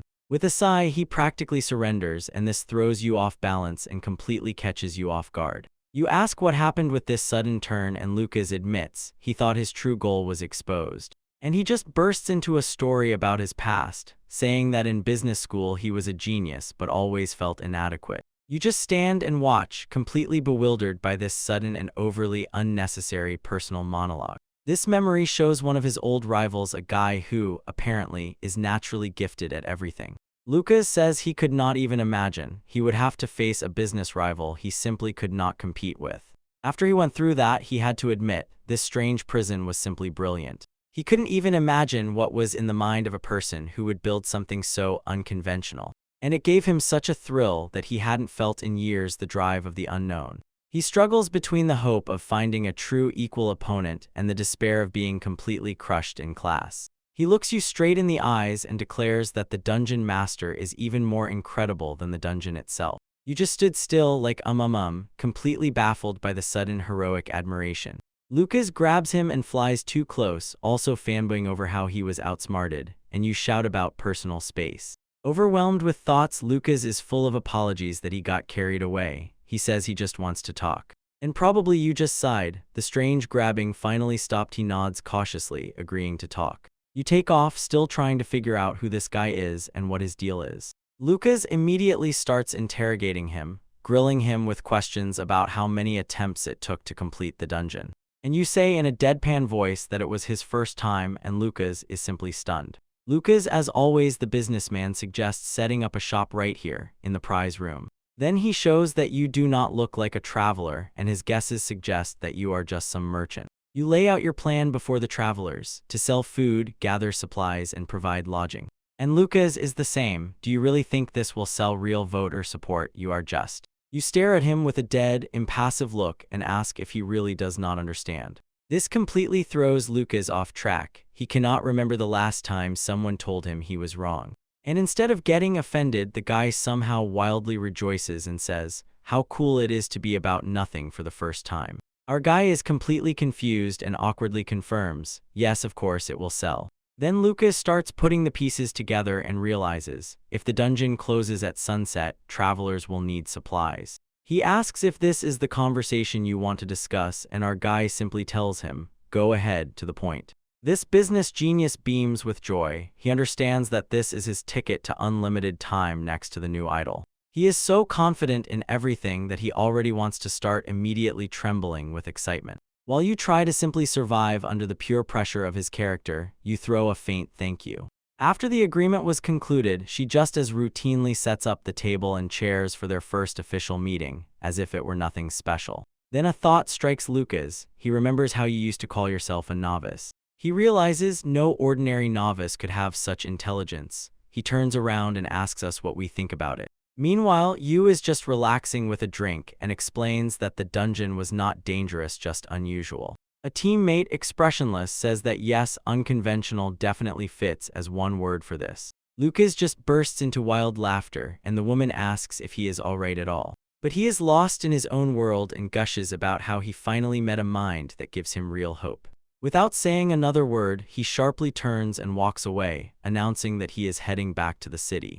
Then he announces his grand plan. He will be the first to open his own business here. And he is not just walking, he stubbornly breaks into a sprint, shouting that he will become the #1 used student.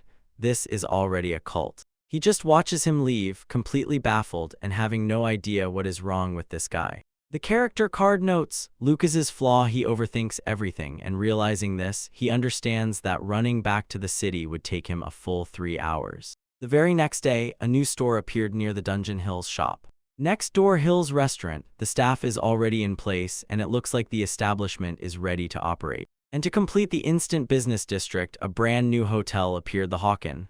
Ours is simply. She just froze in place in complete stupor because none of this was here yesterday. Suddenly, Lucas finds himself behind the administrator's desk and, like the owner, flawlessly names the prices for the rooms. The traveler immediately approaches, asks for a shared room and currency exchange. This innkeeper offers guests an excellent exchange rate with no commissions, truly a smart business move. This new lodging is amazingly large, 15 rooms and a total capacity for 60 people. Inside, the hostel is already filling up with adventurers settling in as if they had always lived here. The employee boasts about the room with classic no-frills bunk beds for those who count every penny. Then he shows the toilet is down the corridor. For a hotel, this seems to be a usual thing. And Luco immediately teases him they are on the 3rd floor, and in this world usually only outhouses are there. This worker explains that the toilets use magic stones to clean waste daily, this is some incredible level of plumbing. Lucas simply unemotionally emphasizes that since it is a closed system, there is no problem. He does not even flinch at the technology. This poor guy stands as if rooted to the spot. His brain completely freezes from such a mundane, not at all impressive assessment. After this, he boasts about the shell. Inside it stands a water magic stone that provides running water on demand. This employee quickly adds that there is nothing special about this, so he asks to use it without fear, trying to downplay the magnitude of genius. He tells Lucas, "Just let me know if any problems arise," and almost pleadingly asks not to overthink it. And as a bonus, he even gives a discount card for the restaurant, a classic move for customer service. Lucas just watches as he hurriedly disappears, and the gears in Lucas's head are definitely turning, grinding it all up. We return to the registration desk in the empty counter. Except for them, there are several photo frames. Suddenly Lucas calls someone off-screen, a sharp and focused look, and that is it. And here you appear and start asking what Sensei wants now, completely ignoring this whole situation. Lucas throws that self-satisfied look as if that means he is now a student, but he is just enjoying this dynamic with. When unofficially everything has already opened for work, they inspect their brand new and very, very empty lobby. Lucas immediately points out one glaring problem: they have no clients. You admit that yes, after the first day the business is a bit sluggish, the master of extremely restrained statements. His theory is this: most adventurers prefer to just camp outside and have it for free rather than pay for a room. The plan is this: to make the tavern incredibly cozy so that people choose to pay for luxury themselves. In one of the rooms you announce that their next big project is a bathhouse, and Lucas immediately becomes interested. He asks which local bath is popular, and you answer with one word: steam. Lucas is already designing the sauna in his head, calculating the necessary heating system to control the temperature. Lucas immediately picks up the idea of the sauna. The business mind is already spinning options on how to package it for profit. And you wave it off and ask if there are any other problems with the entrance, and, with the same thing. Lucas, fully immersed in the role of the new disciple, says that he has a lot he wants his sensei to teach him. Our guy dryly states that he is a complete amateur and put this place together haphazardly, so please, go ahead. Taking this as an official invitation, Lucas immediately launches an extensive business critique. His first point: there is absolutely nowhere to wash or dry this mountain of laundry from the mountains. This river is too far away, practically unusable, which turns laundry into a logistical nightmare. Moreover, the corridors are so narrow that even large furniture cannot be dragged through. He even says that the eastern location makes the whole feel as if it is dark and gloomy, and you are completely knocked off your feet. Having listened to this entire list of problems, he simply calmly says that he will handle it himself. His estimated time for a complete architectural overhaul is 2 or 3 days, and this completely breaks Lucas. You explain that expanding the building with dungeon magic is easy. You just need to prepare for a larger number of people. Then he simply throws the title sensei back at Lucas, and he remains standing in place, stunned. A little later, Lucas notices that the lobby has suddenly become much more crowded, and wonders what happened. He sneaks a glance at the clock and realizes the time of day is the main factor. This guy is already tracking data and notes. The number of challengers has increased by 20 people compared to yesterday. You casually correct his terms and clarify whether he means statistics, not just numbers. These statistics completely stop Lucas, and this is definitely not a term for amateurs. The guy panics for a moment, fearing whether the concept of basic data analysis even exists here. Maybe it's something extraterrestrial. But Lucas clarifies, no, this is a very specialized field, so you look even smarter. Lucas explains he understands the value of statistics, but for most people this concept remains lost. His forecast is simple: as soon as more competitors arrive, the affairs of inns will jump on their own, and you are absolutely unimpressed. You just knock it down, explaining that the current crowd is only because of our successes. The real star, the real wave is still ahead. Confused, Lucas just stands still, completely bewildered, and repeats the words until the next wave arrives. Our guy explains the prize is not just silver but pure silver with an asterisk, and as soon as this news spreads, a golden frenzy boils over.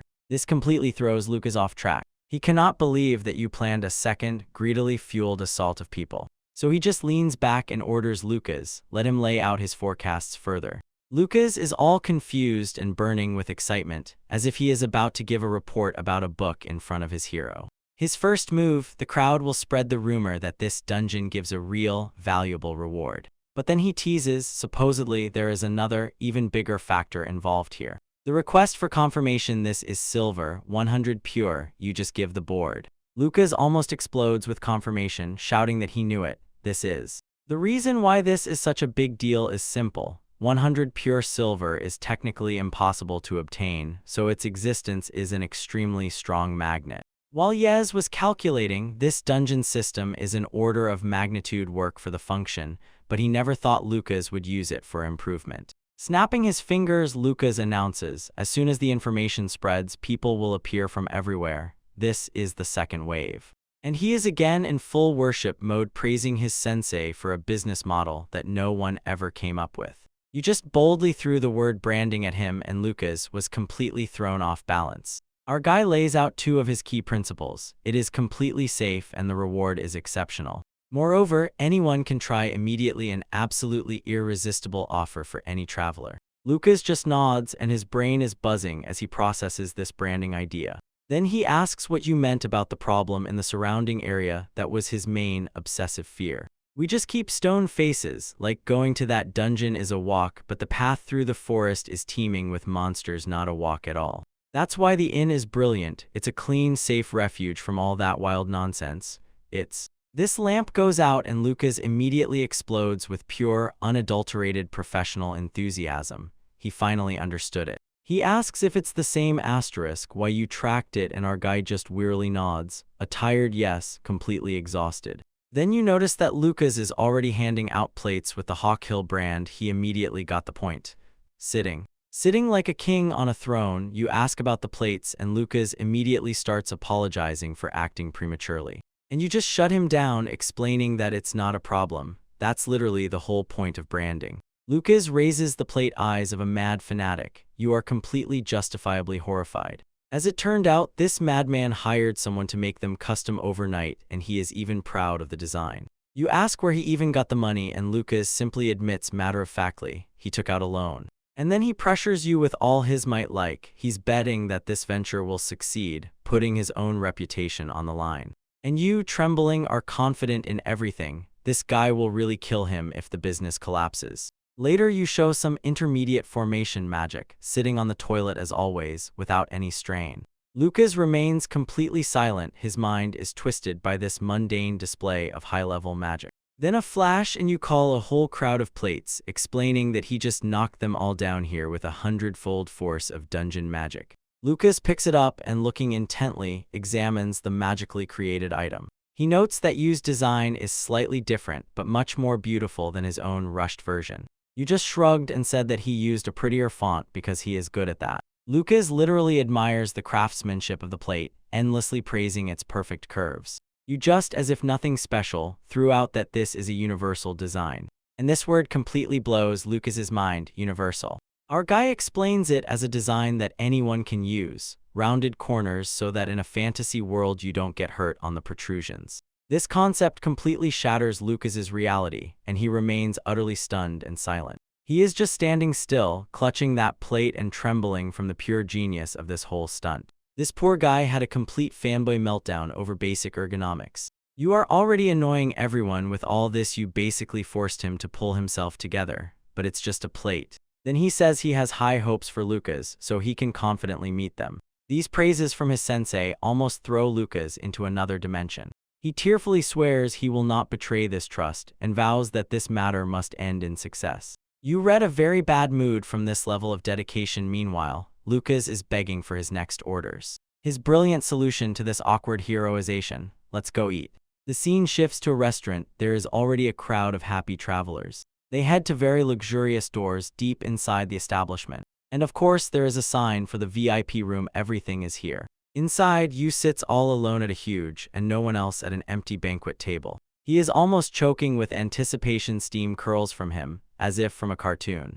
Meanwhile, the main dish is brought in a giant shiny cliff dragon roast beef on the hot plate. This boy has simply gone mad with joy. He is about to eat a real dragon. This steak sizzles wildly. The juices and sauce bubble so much, it gives you goosebumps, and it sounds incredibly divine. Yu cuts into the meat with a knife so tender that the juices immediately start flowing abundantly. His body flashes with a short circuit for a moment from the mere anticipation of this dish. He lifts the perfect portion, the very food that was a dream just escaped from another world, and which hits even harder when you remember that he lived 200 days, turning magic into energy through. With tears in his eyes, he finally says a proper thank you for the food and only then starts eating. He takes that first majestic bite and you feel the whole world stop for a moment. And then the taste simply explodes in his mouth. Our boy just sobs from pure, genuine delight. The flavor completely overwhelms him. He almost flies across the room and shouts that garlic sauce is the perfect pair. Even Lucas now has a complete emotional breakdown. He gushes about how tender dragon meat is. In a feverish, greedy chase for food, he jabbed a knife at Lucas and demanded that he bring more. Lucas freezes in shock, and you confusedly sink into a state of pure juicy bliss. And then he just fell chest first onto the table. It turns out that after half a year of hunger, a piece of steak is too much for him. After 2 weeks, a figure appears in a cloak, carefully examining the area around Hawk Hill. This is our first adventure to clear the dungeon, and he looks very confused by what he sees. He notices that the number of people camping outside for free has sharply dropped. It seemed at first that everyone avoided the stopover, but a few desperate ones gave it a chance. And the rumor spreads like wildfire, and everyone only talks about the steam room. He just took his palm to his face and immediately realized that he missed all the best parts. Ours understands. This whole scheme is designed as a trap for travelers and turns them into part of the dungeon's economy. He is still trying to figure out Lucas, this incredibly skilled trader who just appeared as if out of nowhere. A business specialist should be well known, but no one even knows ours by name. Shaking it off, he focuses on the main thing, what the hell he should do now. A memory surfaces. I heard that 2 other people finally broke the beginner level a few days ago. And the reward for that clean hit is the legendary 100 pure silver, the source of all this madness. That reward was so fragmented that offers poured in from merchants and researchers all desperate to get the impossible medal. His 3 ingots turned into 1,200 silver coins, a life-changing crazy payout. But there is a catch. The level for beginners suddenly jumped sharply in difficulty and now he can't pass it. This makes him wonder if he needs to completely revise his strategy to overcome it again. His first method was pure memorization. He tried to learn about a dozen captured patterns that he had already identified himself. The brilliant plan failed every time, with a crushing crash of course. So he changes tactics, clears a 30-meter strip of grass and trains steps, walking randomly with his eyes closed. This goal was to mark the trap location and not let it be deceived by visual cues on the floor. This mostly made him randomly crash into other opponents, a great look for the first champion. But after 14 exhausting attempts with this method, he finally managed to clear the dungeon again. The very next day he returned and found that the difficulties had sharply increased again. Now there are red and blue tiles, red always bad and blue only sometimes, together with a star, a trap just to annoy. His entire blind strategy is now completely useless, and he is seriously thinking about just giving up. After another 100 failures, he has been stuck for 3 days and he has no new ideas at all. Our guys sit and stew over 2 other winners, guessing that they probably held on out of despair after 100 attempts. While he sits offended on a rock, a group of travelers begins to approach him. He just wants to quietly sulk when he notices they are snooping somewhere nearby. A confident guy with 2 friends heads straight toward us and stops because he sees a rich guy like ours is camping right here. She just looks up as if dead inside and asks them what they want. This trio looms over him. It is clear that they need something from the dungeon of the first champion. Their leader, a guy with spiky hair, keeps grinning boldly, still stunned that the famous RS are again acting human and living without luxury.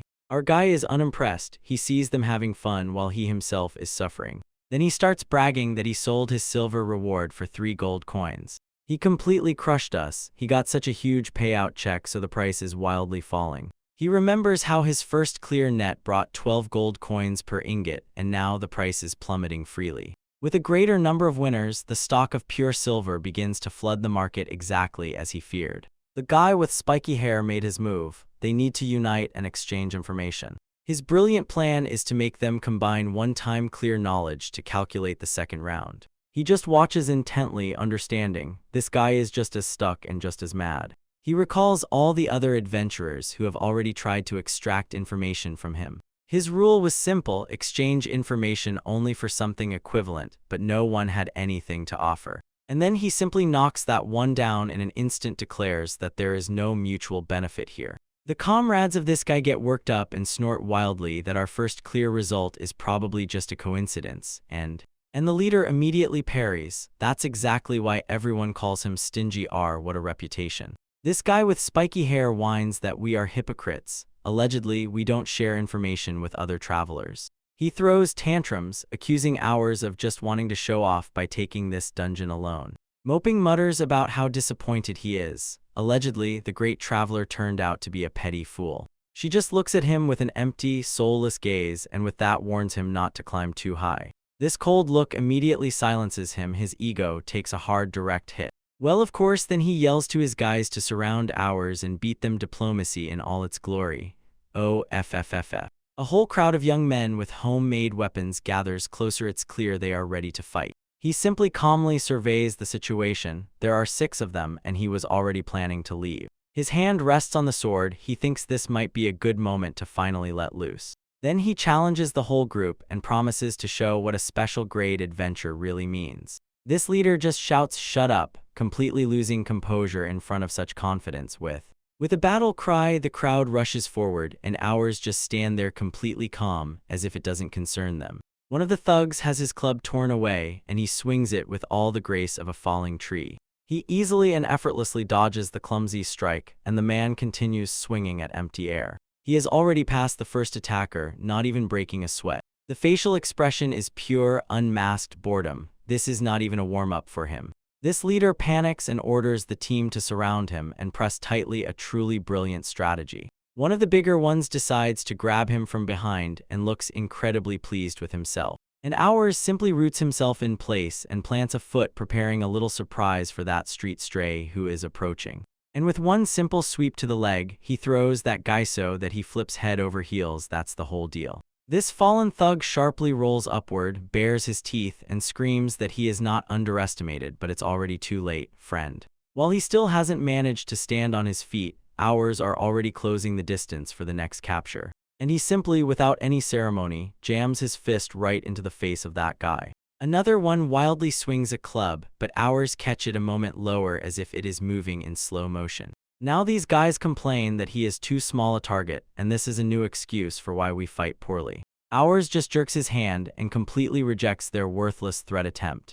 Their leader is seething with rage and panic. His brilliant plan is spectacularly and finally falling apart. Without turning around, ours somehow knocks out another thug with a shockwave in a crash. He has the audacity to even smile, thinking that he probably overdid it a bit. Another scoundrel breaks away. He is thrown into the air with one perfectly aimed blow. This leader with spiky hair just watches as his entire team is torn apart, and he finally loses his mind. He is simply boiling with anger and yells at us for being so arrogant. Meanwhile, in a completely different part of the story, Yui is just relaxing with a skeleton comrade. His bony friend notes that the new clothes really lifted the boss's spirits. You said he could finally go to a restaurant, although he still feels a bit nauseous. Walking down the dungeon corridor, he suddenly freezes. A sound comes from a side passage. Inside, 2 skeletons are looking at a monitor, and it all looks like a dispatch room. You ask them to show him what is happening on the surface, and staring at the commotion, he began to ask questions. His eyes widen with surprise, and he orders his skeletal friend Lionel to look at it. And on the screen, they see us in the middle of the same fight. We are completely wrecking those adventurers. Lionel shows 6-on-1 and says that with odds like that, he asks the boss if he should go and teach them a lesson. You, with an absolutely expressionless face, correct him, saying that it's actually just 6 guys. Returning to the surface, the thugs rejoice that they have cornered ours just by surrounding him. And ours simply tells them to watch carefully while he effortlessly throws them all aside. Suddenly, increasingly complex magical circles begin to materialize around him, and he slams his fist into the ground with force, releasing a spell that splits the earth itself. In the dispatch room, you and Lionel go crazy while trying to figure out the spell Iron Gauntlet. You immediately want to learn it, but Lionel explains that he lacks the abilities. This sends our guy into a full-scale tantrum over his pathetic powers that rely on traps. Lionel sharply pulls him out of this state and shows that the same guy is also casting spells. This leader with spiky hair desperately weaves signs with his hands for a counterattack. He puts all his concentration into this last gambit to the very last drop.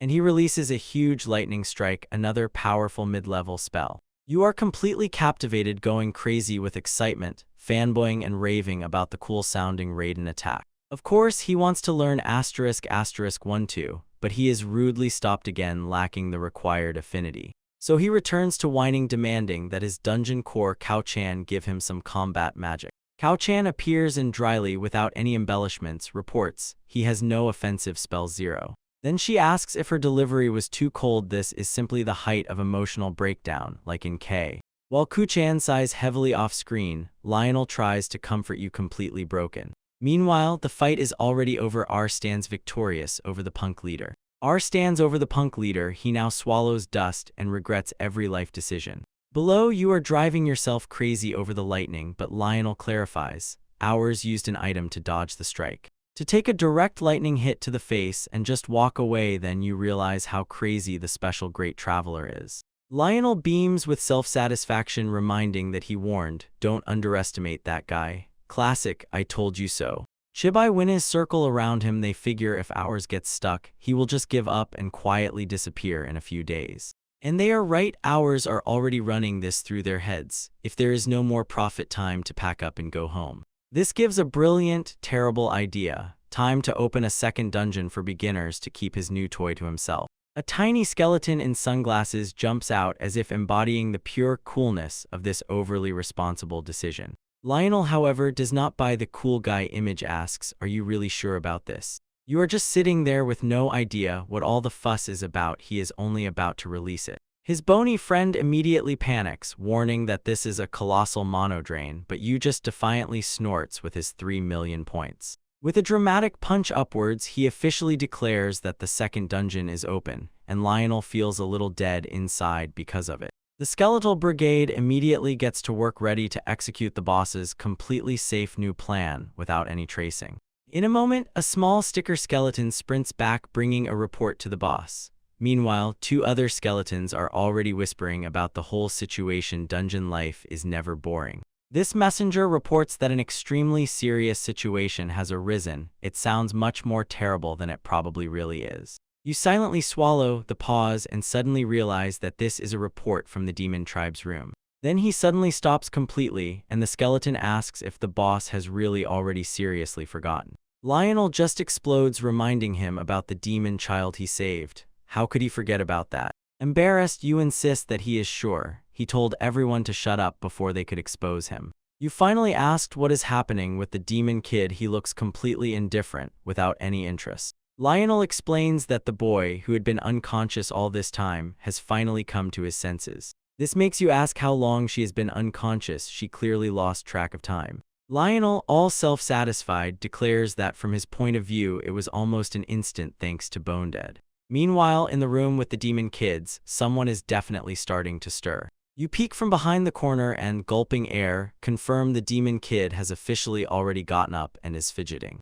She lets out a huge yawn and does not notice the skeletons peeking from her door at all. This demon girl stretches and says she slept well, and you behind just go mad insanely. Her eyes suddenly open wide as soon as she notices something feels different. Her first thought after waking up is that she is hungry, and this is just a wonderful coincidence for poor confused you. She asks if he is even listening, but our guy is too busy trying not to spontaneously combust. He waves his hand and shouts for her to shut up. She just woke up. The peak of hospitality is right here. She just looks back, completely confused by his outburst, and does not understand what he is talking about at all. Our guy is all wide open eyes, even stuttering, says she has grown 30 centimeters since the last time he saw her. And it's not just her height, a real growth spurt is happening with her. She even explicitly states that her body has noticeably grown too, just in case he didn't notice. This new information throws you into a state of pure, piercing panic that shakes you. So she just slaps him and yells that he's too loud and sleeping children grow.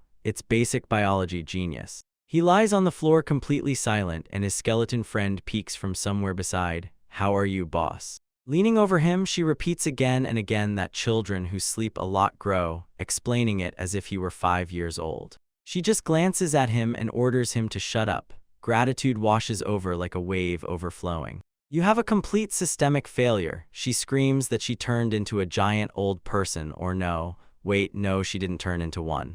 Then she tries to pass off the name Takiaka Yu as his, and he responds by showing that it literally is him. Dramatically posing, she complains that she had to save a guy who turned out to be a girl, and now she's hungry. Iron logic. Our guy. His boyfriend totally loses control, yells at her to be quiet while she vomits out screams that she's hungry. And she screams it again and again, because that's how, supposedly, you get your way right. After a short time, she is already happily chewing food, finally got a proper dinner. It turned out you just brought her takeout food and some random clothes from the store. Peak Dungeon Master hospitality. We learn that her name is Myria, and since she is technically already an adult, the growth spurt didn't look strange at all. You look completely shattered, he says to her. I will finish this and pay now, but you owe me big time. Myria just blinks, opens her mouth wide, and asks what money is. Well, this is going to be tough, all right. Then she plops down on his head and tries to pity him into paying the debt to a beautiful girl. But Yui is completely invincible, lists how rude language and different kinds are a total turnoff. This really stuns her. She asks if he perhaps feels no attraction to her at all. His stone-faced, expressionless silence is the only answer she needs, and it's a loud no. He steps back a little, admitting that maybe he's a bit interested, but his lack of enthusiasm leaves her completely confused. After thinking a bit, you seem to catch the idea, let out a quiet ah. Myria, still holding on to the most important thing, apparently asks him mid-chew where his home is. This awkward silence that follows confirms everything. Our dungeon master really has no home. So he suggests sending her back to her terrible dad, but the cold silence from her side says, this option is not suitable either. You praise that he saved her, but in his dungeon you will have to work to eat. This makes Myria feverishly cling to every word of his choice. My dungeon. She adds 2 and 2 together and asks if he is a dungeon master, and he simply confirms matter-of-factly. Myria is completely stunned. She keeps choking up, saying she has never met a dungeon master. Our guy was completely confused because she kept calling him cool, a word he was not used to.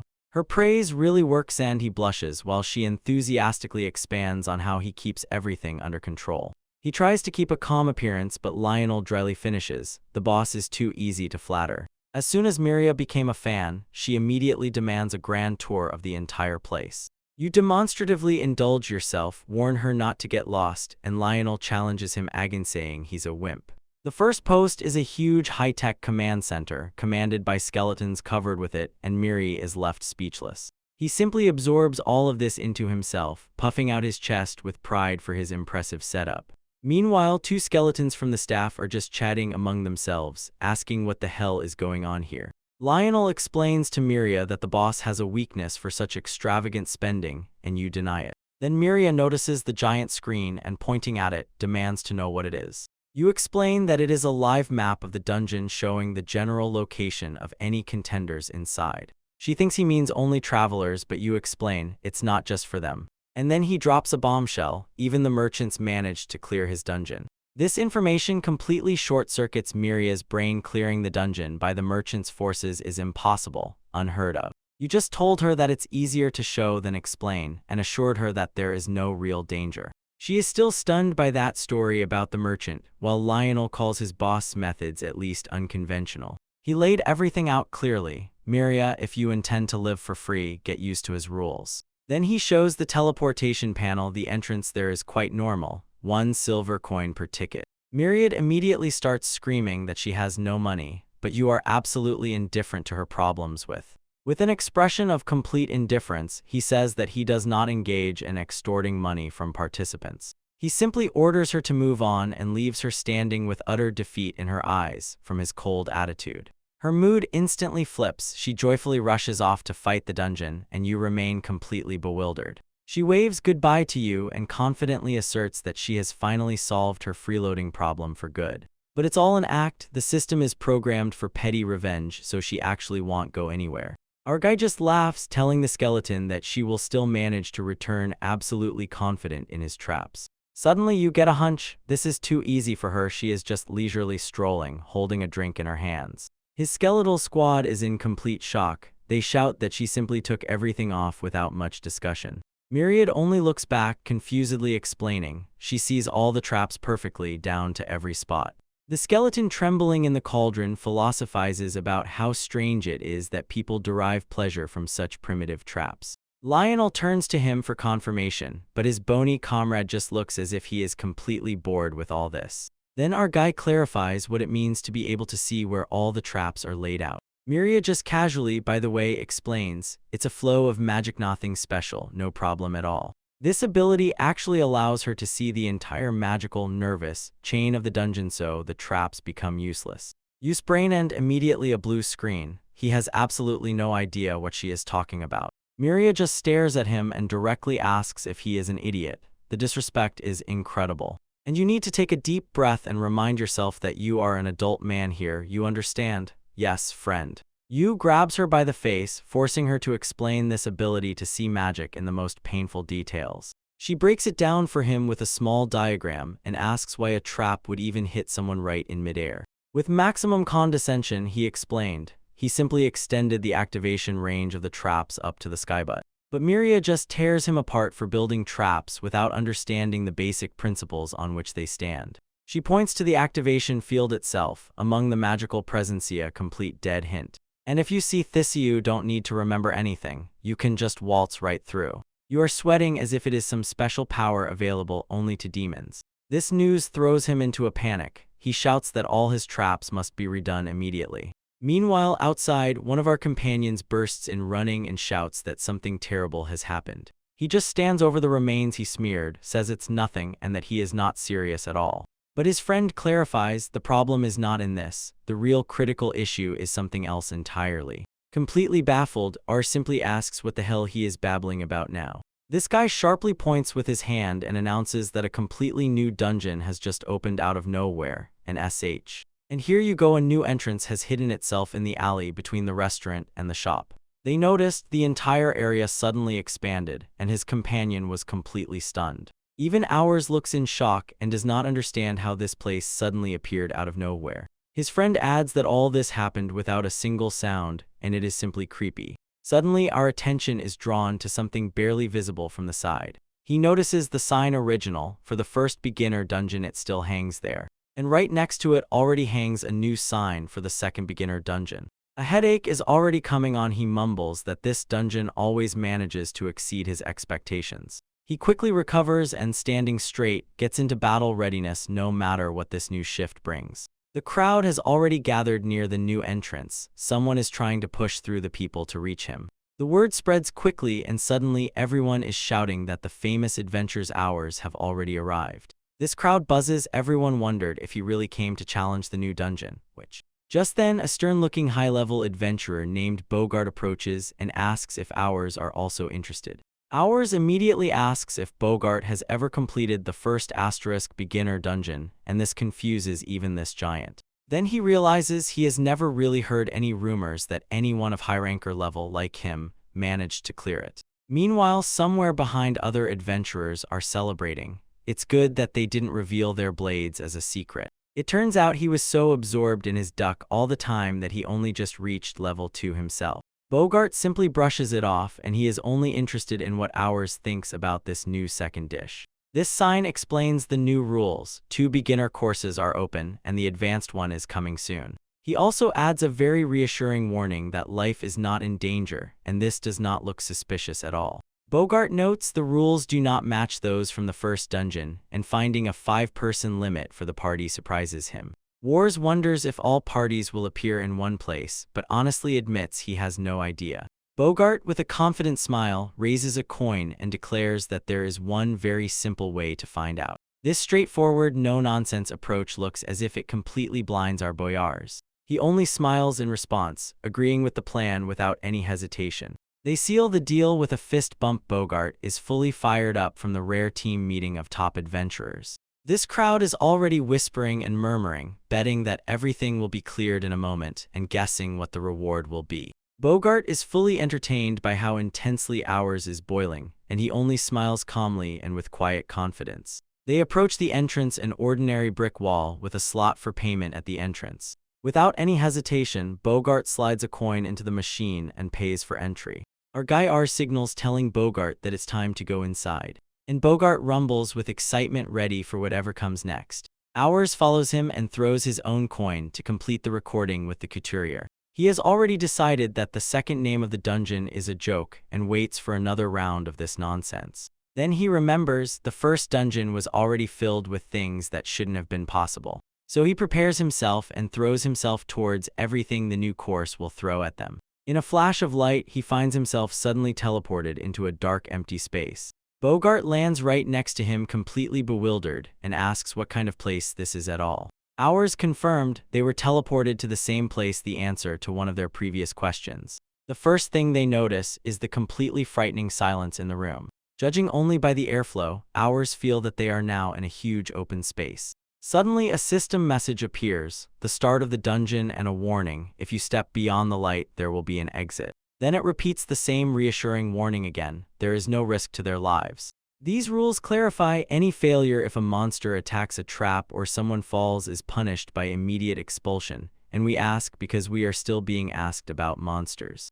Both immediately agree. This is by no means like the usual rules of an ordinary dungeon. And now the main blow for the teams: one person's failure and not only you fall, but the whole party with an asterisk gets kicked out.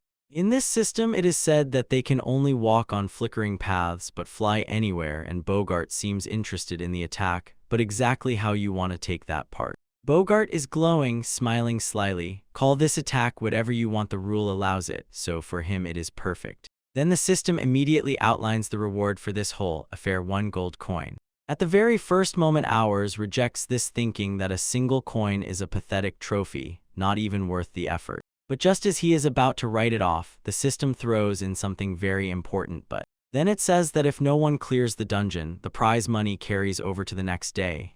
Both look completely confused and demand an explanation of what this even means. This system explains: 10 days 10 gold coins, 100 days 100 gold coins. This is a jackpot dungeon. This announcement completely shatters their expectations. The potential prize is stunning. But for now, the system confirms the current reward is only that single lonely gold coin. They just stand stunned by the silence, digesting this completely crazy new mechanic. The bars immediately start scheming, calculating the smartest move to wait 10 days and hit the big jackpot. Bogart just snorts disdainfully, as if to say this will never work. And Hours need to come to an agreement. Travelers are too greedy to ever cooperate for a bigger reward. Bogart thinks that the daily gold coin is still a profitable deal, but suspects, after the very first clear result, the task will sharply complicate. Agreeing with the logic, Hours decide, let them first just test the waters. Bogart is more confident than ever. He thinks that a team of 5 people will make this an easy victory. And Hours are still stuck on that rule of joint responsibility, and we feel that this is the main trap. With determination, he stepped forward and simply says, time to move out. At this moment, he steps out from under the spotlights and the burning tracks glow. Beyond them rises above the vast dark abyss. They both just froze and stare ahead, realizing that the scale of this new trial is colossal.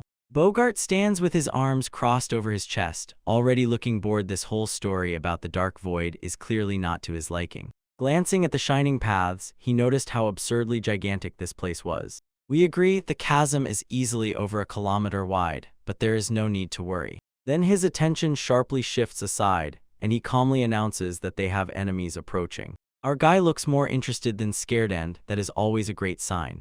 And their first opponents are cute little golems made of stone potatoes. A quick explanation confirms, these are not living beings, only monsters animated by pure magic. One of them even points with a finger at the path on the right as if suggesting something friendly, completely unlike a trap. Bogart is ready to simply smash everything that comes into sight, and Hours agree. Probably this is the best plan. But just as they are about to set off, our eye catches a very strange detail. While Bogart rushes forward like a freight train, R notices something on the golem's hand. A closer look shows some symbol is engraved on her rocky palm. Shocked, it's a teleport switch, a one-time ejection button with a single touch. Care shouts a warning to Bogart, don't let him touch you, or both will be immediately expelled. This big guy looks completely confused when the golem's hand is already clenching to strike the brand. Gritting his teeth, Bogart desperately tries to jerk free and twist his body so that danger passes him by.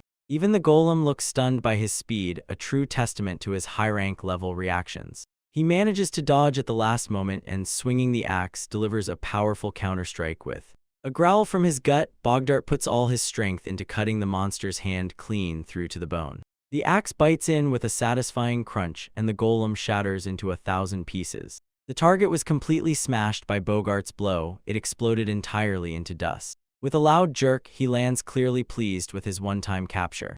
Even ours feel this power shown here is striking to the extreme. Bogart grumbles as if it was pure pain, golem, despite the fact that he, of course, ground it to dust. She just beats him with words for such recklessness, and all because it was only a golem. This road ahead is too narrow, you can't risk their instant actor hands touching me. Our guy decides it's time to act differently, so he draws a magic circle. A flash of magic bursts from his hand and rushes straight at the bunch of rock potatoes. He just pierces a tiny smoking hole through one of them and almost nothing more. Ours confirms his theory, decides that magic is definitely the safest way to deal with such matters. Bogart just shifts his gaze and waits for a new game plan.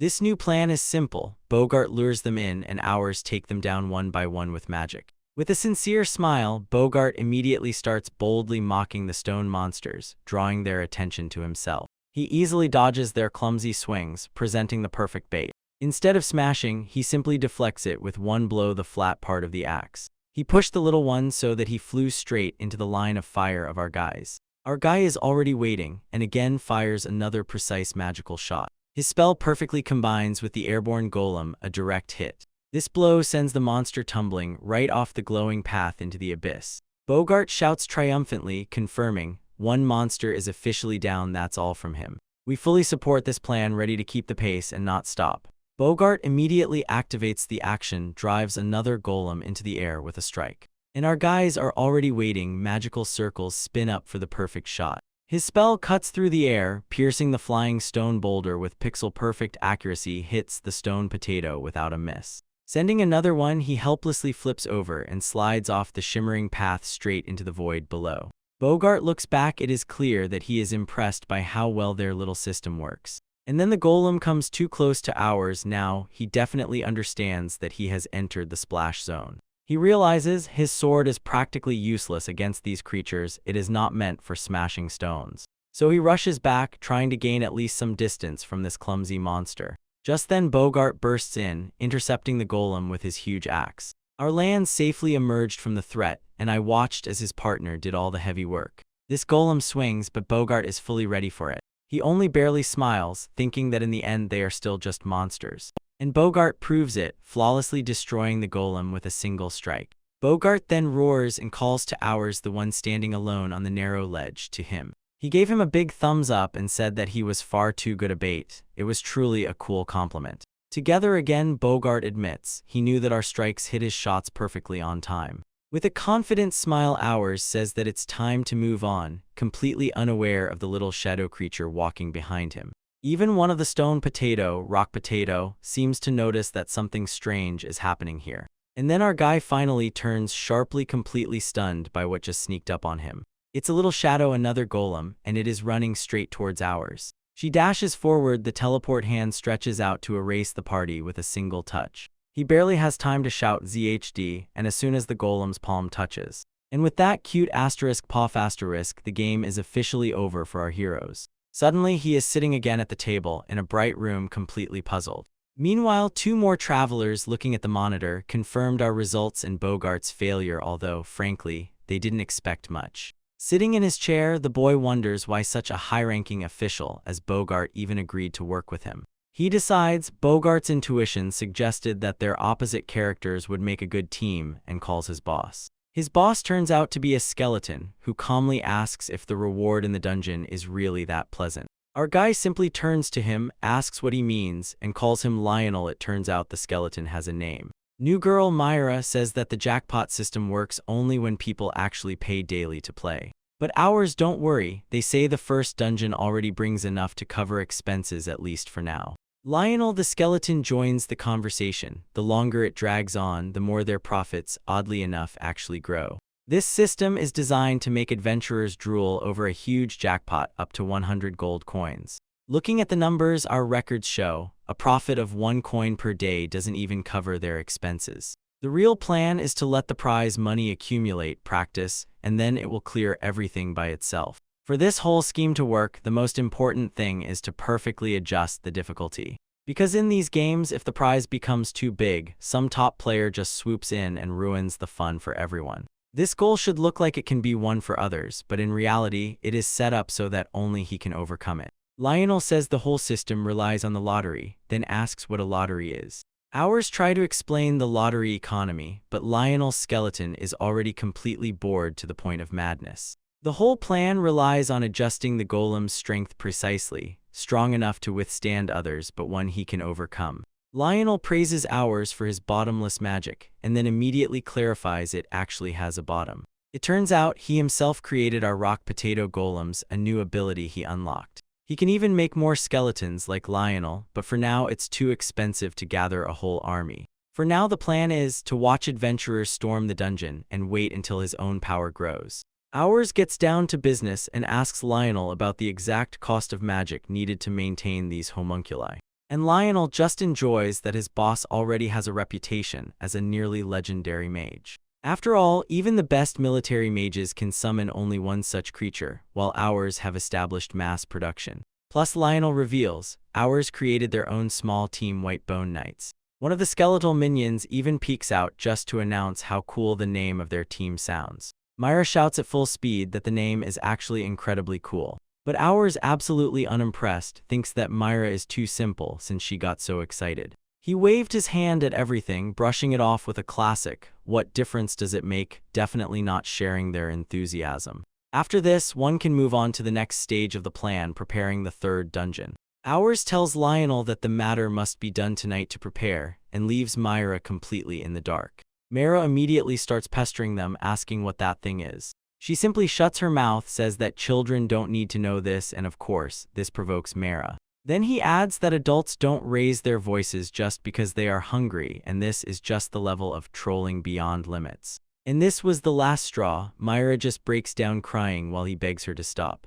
I fell to the ground and shouted that Myra's fists are too dangerous and she needs to stop. She just sighs, not understanding why he gets so worked up over a slight touch from a girl like her. Our guy starts sweating, realizing that her strength could make him reveal all the secrets of his past life to the skeletons. And he just ran away, shouting at Myra not to run, even though he himself is rushing away from there. Myra shouts after him, completely angry that he is fleeing, even though she has already planned the room layout. His thoughts spiral as he runs, and he imagines himself simply falling into an endless abyss of paranoia.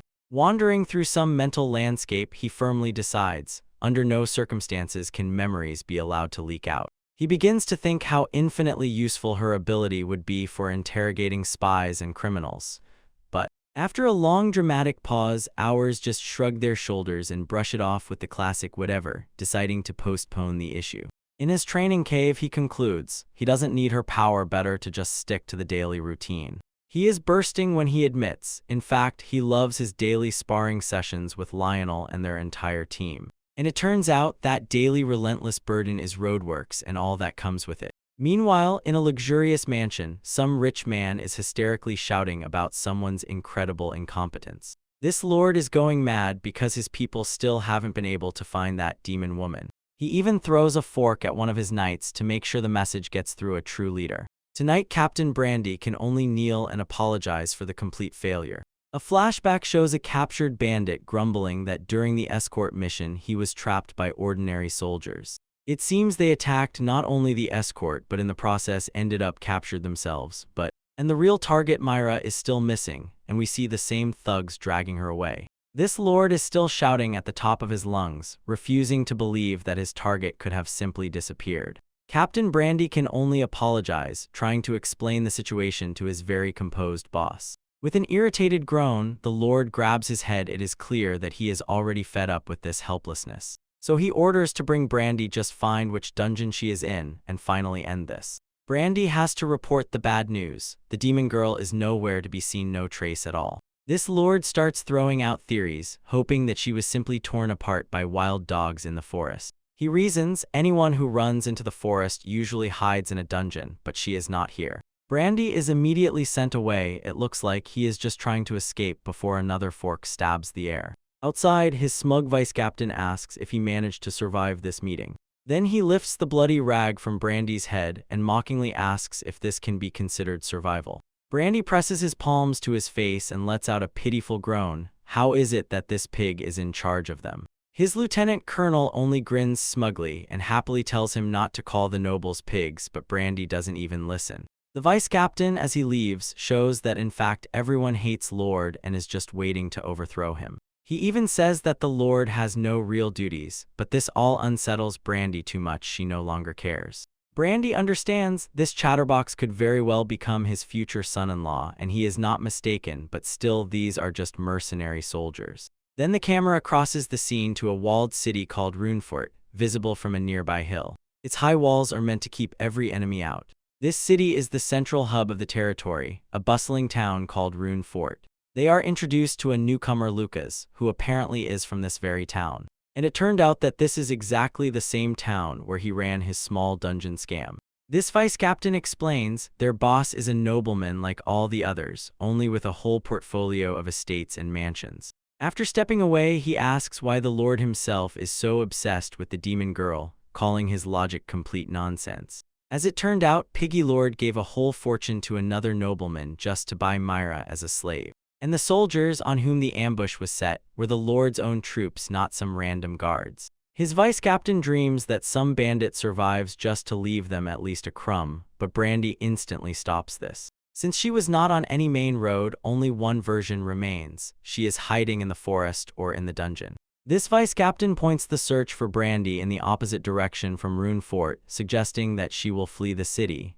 After all those searches, they were left with complete emptiness up to the laughter caused by this failure in the deputy captain. Brandy thinks about the worst case. She was just swallowed by monsters in the forest. Suddenly, a scout ran up to them with news and interrupted the lieutenant's speech. What if she is dead? This scout, holding his breath, reports his team just actually stumbled upon something shocking, and as it turned out, it was completely connected with Brandy. He tells them that they found a bandit's hideout hidden on the slope of the mountain. Brandy clenches her fist. Finally, a clear trail to the bandits is emerging. He had already considered the bandits' hideout as one of the options where she could be. This official story says that the skeletons destroyed the bandits, and this is outright pure lie. In fact, the bandits simply kidnapped Myra and immediately took her back to their base. At Brandy's, the head is spinning. The local dungeon is just an attraction, and there were no skeletons anywhere. They have already interrogated the travelers who passed through the dungeon, but no one saw anything. So he concludes, almost certainly, Myra was taken to that bandit's lair. The only thing that doesn't add up is why the robbers were left tied up by the road. Brandy's people have everything in place. They report that the squad is ready to set out immediately. The fussy vice captain asks for orders, while Brandy quietly thinks over their next move.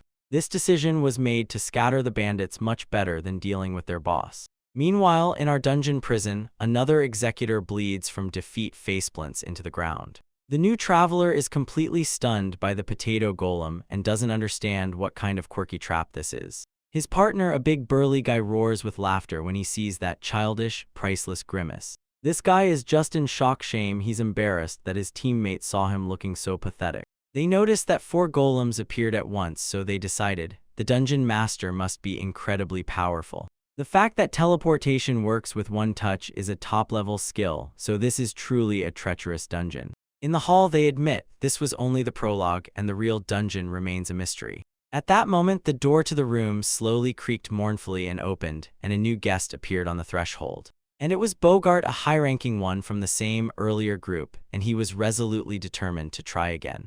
This young traveler freezes when he realizes the famous Bogart has returned to try his strength again. From that moment, from the dispatch room, Hours is breaking his head, wondering if he returned for revenge, but Lionel predicts the same result. Bogart, however, just scratches the back of his head and looks surprisingly confused about this whole story. Then he turns to us and apologizes deeply, completely unexpectedly, for his attitude. Our guy just stands silently and does not look impressed by this sudden humiliation at all. Bogart admits he was a complete jerk, arrogant because he cleared other dungeons so quickly. Hours simply hits him with a deadpan tone, and such, without any emotion, is a legendary move. This high rank promotes its own pride and asks Hours please cooperate with him once again. He simply throws a restrained, "I know," completely unmoved by how this guy crawls on his knees and humiliates himself. He emphasizes working together with him gives absolutely no benefit for someone as high-ranking as Bogart. so he is actually asking what the whole point of this is. But Bogart resists, says he wants to cooperate, and eventually forces Hours to acknowledge him. Our guy just looks back, still digesting the sharp change in heart from the confident adventurer.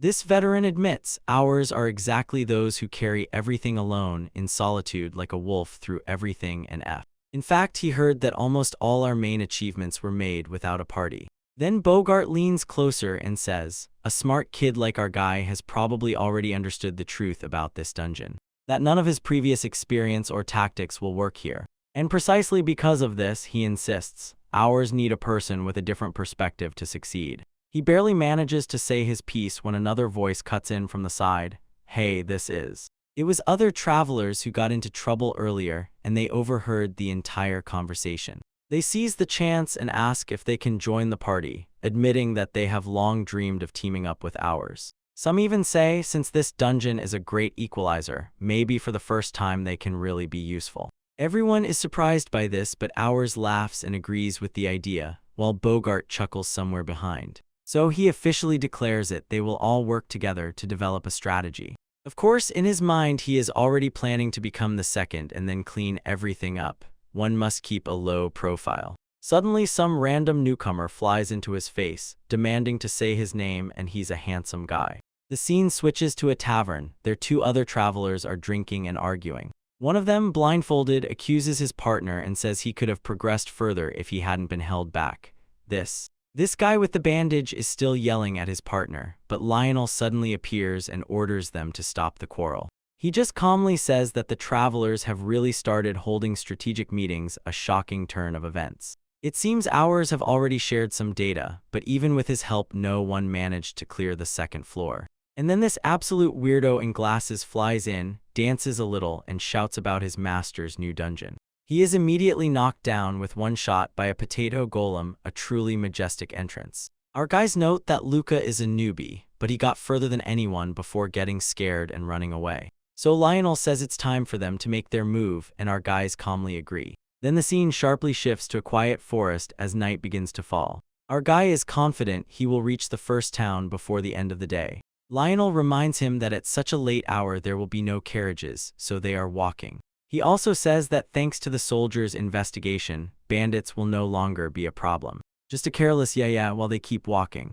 R quietly calculates something and records the time of day. In a moment he is already complaining that his boss went too far ahead. Placing his foot down, he gives another precise instruction: turn right from there. The skeleton assistant asks if the ground will not collapse, and Hours says no, he levels the soil. This boy explains that this very skill makes the ground incredibly hard and asks if it is the same on the ceiling too. Our guy confirms this and explains that this is why the ground looks so solid from the surface. It all comes together when we see him riding a cart and realize, on the highway, the soil is worn down by a constant flow of traffic. He explains that thanks to leveling the soil, a perfectly smooth surface is achieved. His grand plan is basically to pour the entire road so that it becomes as even as asphalt. And all this is part of a bigger plan, which already foresees the opening of the third asterisk dungeon. Because involving ordinary people, not just adventurers, is the key to long-term profit. That is why road maintenance is an absolute necessity for his business empire. Better roads mean more traffic, and more traffic means even more challengers for his dungeon. As soon as it becomes known that the area is safe, he will drop the third dungeon on them, a masterclass in market timing. Lionel says they are only a kilometer from the city. The weather was good, so they got there quickly. Climbing out of the hole in the ground, he casually tells his bony friend that he can turn back now, which triggers a full-fledged terrifying jump scare from Lionel, who apparently is clearly not thrilled about the darkness. Yes, a child who climbs out of a hole at night in a skeleton mask, and the skeleton suddenly jumps out, a very frightening sight. They were just lucky that no one saw. A random person would most likely have gotten worse, up to a heart attack, but Then Lionel strikes a pose and reminds that he should be grateful for the personal GPS service. Then Hours tells him not to even think about putting a foot near the entrance they just used. When the path is confirmed straight from here, they are ready to see the matter through to the end. And here our guy puts on that same shamelessly confident grin, ready to make his next big move.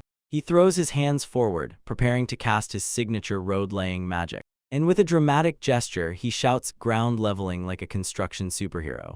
He knows he can't do everything at once, so he'll just take it step by step, breaking it into parts. And so two walk away into the night along their freshly leveled path. Lionel is still trying to digest the magic and calls his boss's travel spell for 1 km simply madness. And Hours just dryly states that his magic is not that special compared to what real travelers are capable of. He talks about showy spells like Giant's Iron Hammer, and apparently, this is something incredibly important. This skeleton shows summoning it costs almost as much as those flashy spells, about 1000 MP. Of course, the whole concept of 1000 MP goes right over empty Lionel's skull. Summoning monsters is a colossal money drain, and Lionel proves this by showing a picture of a potato golem that hits and poses. Our guy calls such magic sheer wastefulness because it will instantly smash the skeleton to pieces. Meanwhile, Lionel boasts and argues. Supposedly, he is a better investment because he works forever after a single summit. This immediately erupts into full-blown panic. Hours barely lets out a smile, a laughable, unnoticed one, at the full-scale existential collapse of his skeleton. He reassures him, "Don't worry," he says, and will continue to use it until its bones literally grind to dust, and that does not reassure at all. At that moment, Lionel announces that they have already arrived. He appears from behind the strangely confused R, and they stand right opposite the building in what looks like a real fantasy town. Finally, it dawns on us, he is really in the city in a completely different world. In the darkness of their tunnel, our guys peek forward and pull out of the shadows a bony companion with a new plan. With great pomp, he declares that this is actually a city, and Lionel just silently agrees. Our guy raises his hands up as if he won the lottery and shouts that he has finally achieved his goal. After that brief wave of pure joy, his face grows cold as he turns back to Lionel again. They look out into a completely dark alley. Of course, they are still underground. And as soon as we see the city streets, someone is insanely angry, but who? When the roadworks are finished, Lionel asks if our guy has any business in the city that needs to be settled. He just throws such an incredibly tired look at him and doesn't look at all like he is interested in the question. Then he explodes and screams wildly that he wants to buy food, get new clothes, and maybe even fall in love. Well, normal things for an ordinary life. Lionel tries to calm him down and realizes that his boss is literally going through a full-scale teenage crisis. In a moment, Hours admits staying at home is normal, but it's clear he doesn't like it. And that's when Lionel has a brilliant idea. What if he just digs a direct tunnel into the house? Our guy is just a small shadow, completely stunned by this utterly crazy proposal. This thought literally never crossed his mind. He is knocked off his feet by the sheer audacity of this act. He understands, actually, there are roofs underground. They are just attached to houses that don't belong to him. This raises an interesting legal loophole. If you enter from below, is it still trespassing with criminal intent and illegal intrusion? Deciding to test this theory, R sends Lionel to approach and scout a suitable target. With a cheerful "let's go," the skeleton happily darts away to commit a little light boundary violation. Hours waits at the bottom of the stairs like a frightened kid on his first robbery ever. In a moment, Lionel's skull emerges right next to the sleeping drunkard. The poor guy gets such a scare he's never heard in his life. Underground again, Hours loses his head, scolds Lionel for being such a fool. Lionel shyly reports that he still couldn't really confirm if there is a house nearby. And Hours just brushes him off with words, orders him to stand up and do the job properly this time. Then we see Lionel's skull sticking out of the ground, a sight that, we admit, looks very surreal. Sticking his head out of the hole, Lionel notices something interesting barely off-screen. He reports that a problematic person appeared 10 meters from their location. While the target was very close, Hours led Lionel through their tunnel ready to test his brilliant theories B and E. He stops to decide this is the perfect place to start their completely legal invasion of the house. With a crazy smile, he announces that it's time to start the experiment and punches a hole in the ceiling. But something immediately cuts the ground from under him. The explosion throws him back and lashes so hard that he flies, so that plan is already over. Completely stunned, he tries to understand what, damn it, just pushed him away so fiercely. He sits there grumbling that it felt like a powerful rejection, something he has never encountered before. Lionel simply asks why he is throwing a tantrum and tells him to stop taking out his anger on him. A classic message from an employee, Hours. Merc understands there is some kind of protective anti-magic barrier or field guarding this area. Then he orders Lionel to simply thrust the sword and make a hole, but the blade immediately bounces off. After a lot of effort, Lionel still manages to pierce a tiny hole in this, to our surprise, works. Our guy wonders if there is some protective magic and asks if this is still considered a boundary violation. Lionel starts whining that he is an accomplice to a crime, and our guy just tells him to shut up and go. Flying out from under the ground like a bony gopher, Lionel confirms he really can exit the tunnel. Our guy immediately requests a set for a fixed number of repetitions. What is the situation on the surface? Lionel reports that it is just space under a normal floor about 70 centimeters high and a mouse hole. The guard keeps a completely emotionless face, and this innovative information does not throw him off at all. He raises his hand and a new thought clicks into place, understanding exactly how this barrier works. He is instantly struck by the reason why it repelled him. A roof is still a roof even when viewed from below. Having figured everything out, he decides it's time for him to take a look himself. As soon as his head popped out from under the floorboards, he was immediately met with a highly unpleasant surprise. Hours on the floor, shouting at Lionel to shut up, but his skeleton simply says that the loud one here is him.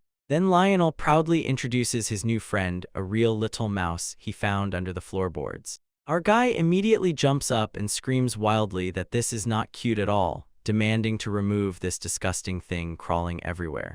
And Lionel, the eternal optimist, suggests keeping it as a pet, a truly terrible idea. He insists that the disgusting, germ-infested rat creature is full of charm, and our side categorically disagrees.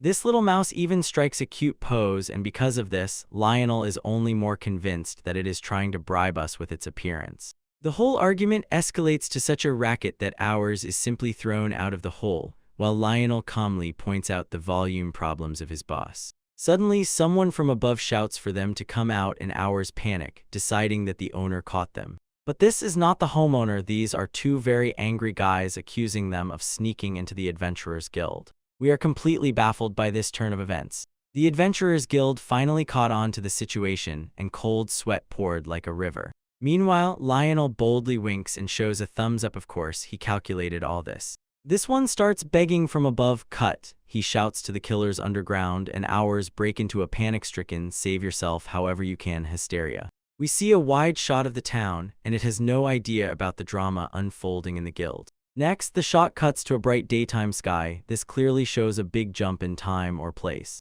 Suddenly, we find ourselves inside some empty auditorium, a completely different place. A new, simpler-looking skeleton talks to a boy who suspiciously resembles us, only in different clothes. Next to them, a girl with white hair and horns puffs up and grumbles that she is bullied and hates this room. This R-looking one, as if double-checking the time, calmly looks at the clock and coldly reports that the room is exactly 22 degrees and 75 humidity. She cuts off, saying that this is not bullying, something else, and he just keeps listening, completely relaxed, without any influence. This horned girl Milia complains that her room is too dark, and this butt-shaped lookalike only asks if there is enough light there. He shows that only her room is lit from bottom to top, and by this effectively calls her a diva. This boy talks about his skeletons. They just stand around because they don't need furniture and don't have to sleep, truly a minimalist lifestyle. One of the skeletons hints, maybe Milia just wants a window for her room, a revolutionary idea for this place. She immediately agrees and says she wants to know the time and feel the wind on her face. It seems her thought really hit the mark. Both the skeleton and ours look similar, so both froze in thought for a moment. Milia complains that since arrival she has never gone outside, and this is a very alarming sign. But that guy, whose name we learn is Itsua, harshly shuts her down. There can be no talk of a window. She is sickened by the refusal, asks why some simple window opening is such a big problem. After a moment of protest, she simply gives up, blushes, and says she understands.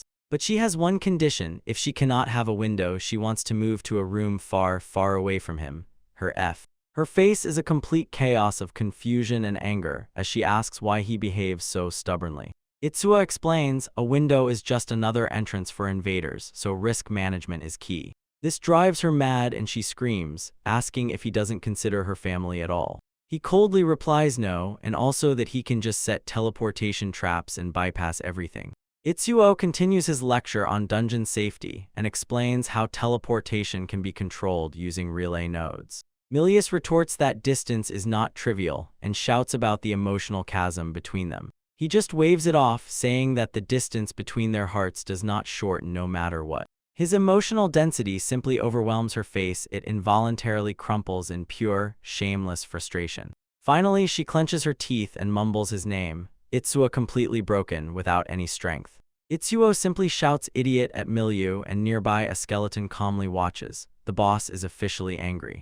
After that, he launches into an angry tirade, saying that he pays for all her clothes, food, and furniture, and asks if she has even a drop of reasoning. But one skeleton pops out and asks if it's not the other way around. Somewhere behind, a barely audible Itsuo looks completely lost.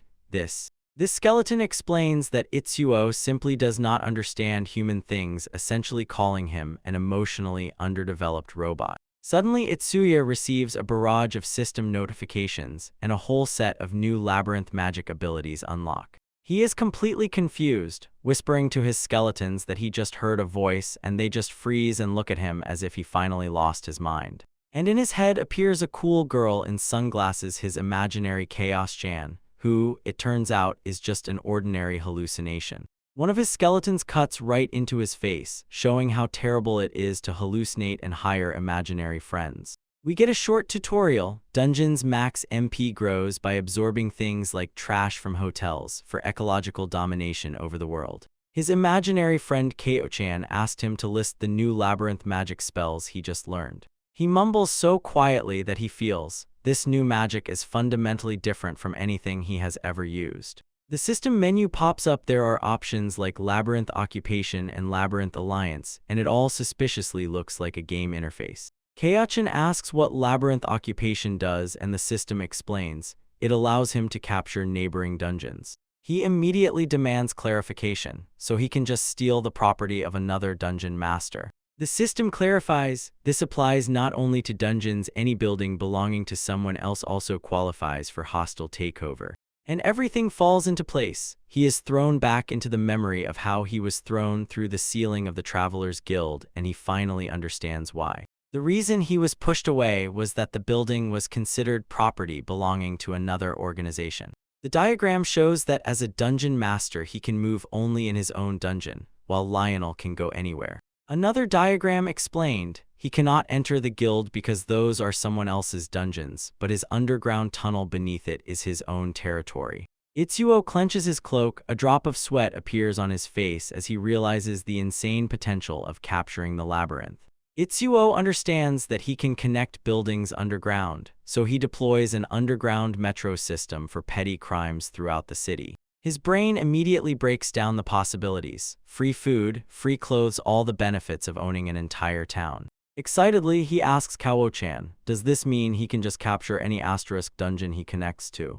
With a completely deadpan expression, she confirms his plans for hostile capture are indeed real. This system, she clarifies, changes the mono cost for each target, so no freebies. This is one of the tricks he simply has to test to see how it works, the classic stick pocket scheme. Then he asks about the labyrinth deal option, which sounds suspicious, almost like diplomacy. This feature allows dungeon masters to enter each other's dungeons and exchange functions provided they can agree on terms. Our guy is not at all thrilled by the very thought of ever cooperating with anyone. The cute little scheme explains, it's like letting a neighbor into your house, and he is clearly categorically against it. He grits his teeth, realizing everything he can activate depends solely on negotiations, his most hated task. We sharply switch to Itsuo, and a cloak opposite him is a demon who says there is another dungeon master nearby. Turning to his ever-obedient skeleton, Itsuo looks for any clue. He asks Lionel if he has ever actually met another dungeon master out in the wild.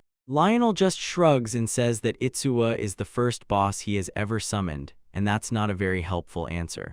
Another skeleton explains that masters can be anyone from black mist to living beings, and that is too vague.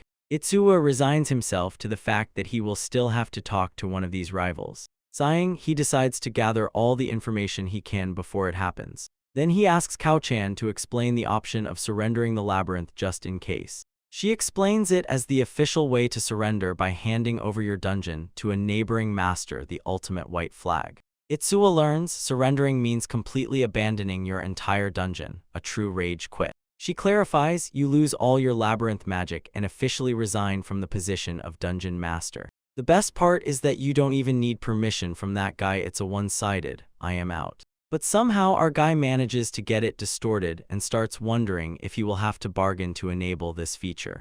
Suddenly another thought struck and he froze. Wait a minute, what is this? The words of this system echo in his head. You are no longer the dungeon master. And it all comes together. If he is not the master, does that mean he can finally leave the asterisk dungeon?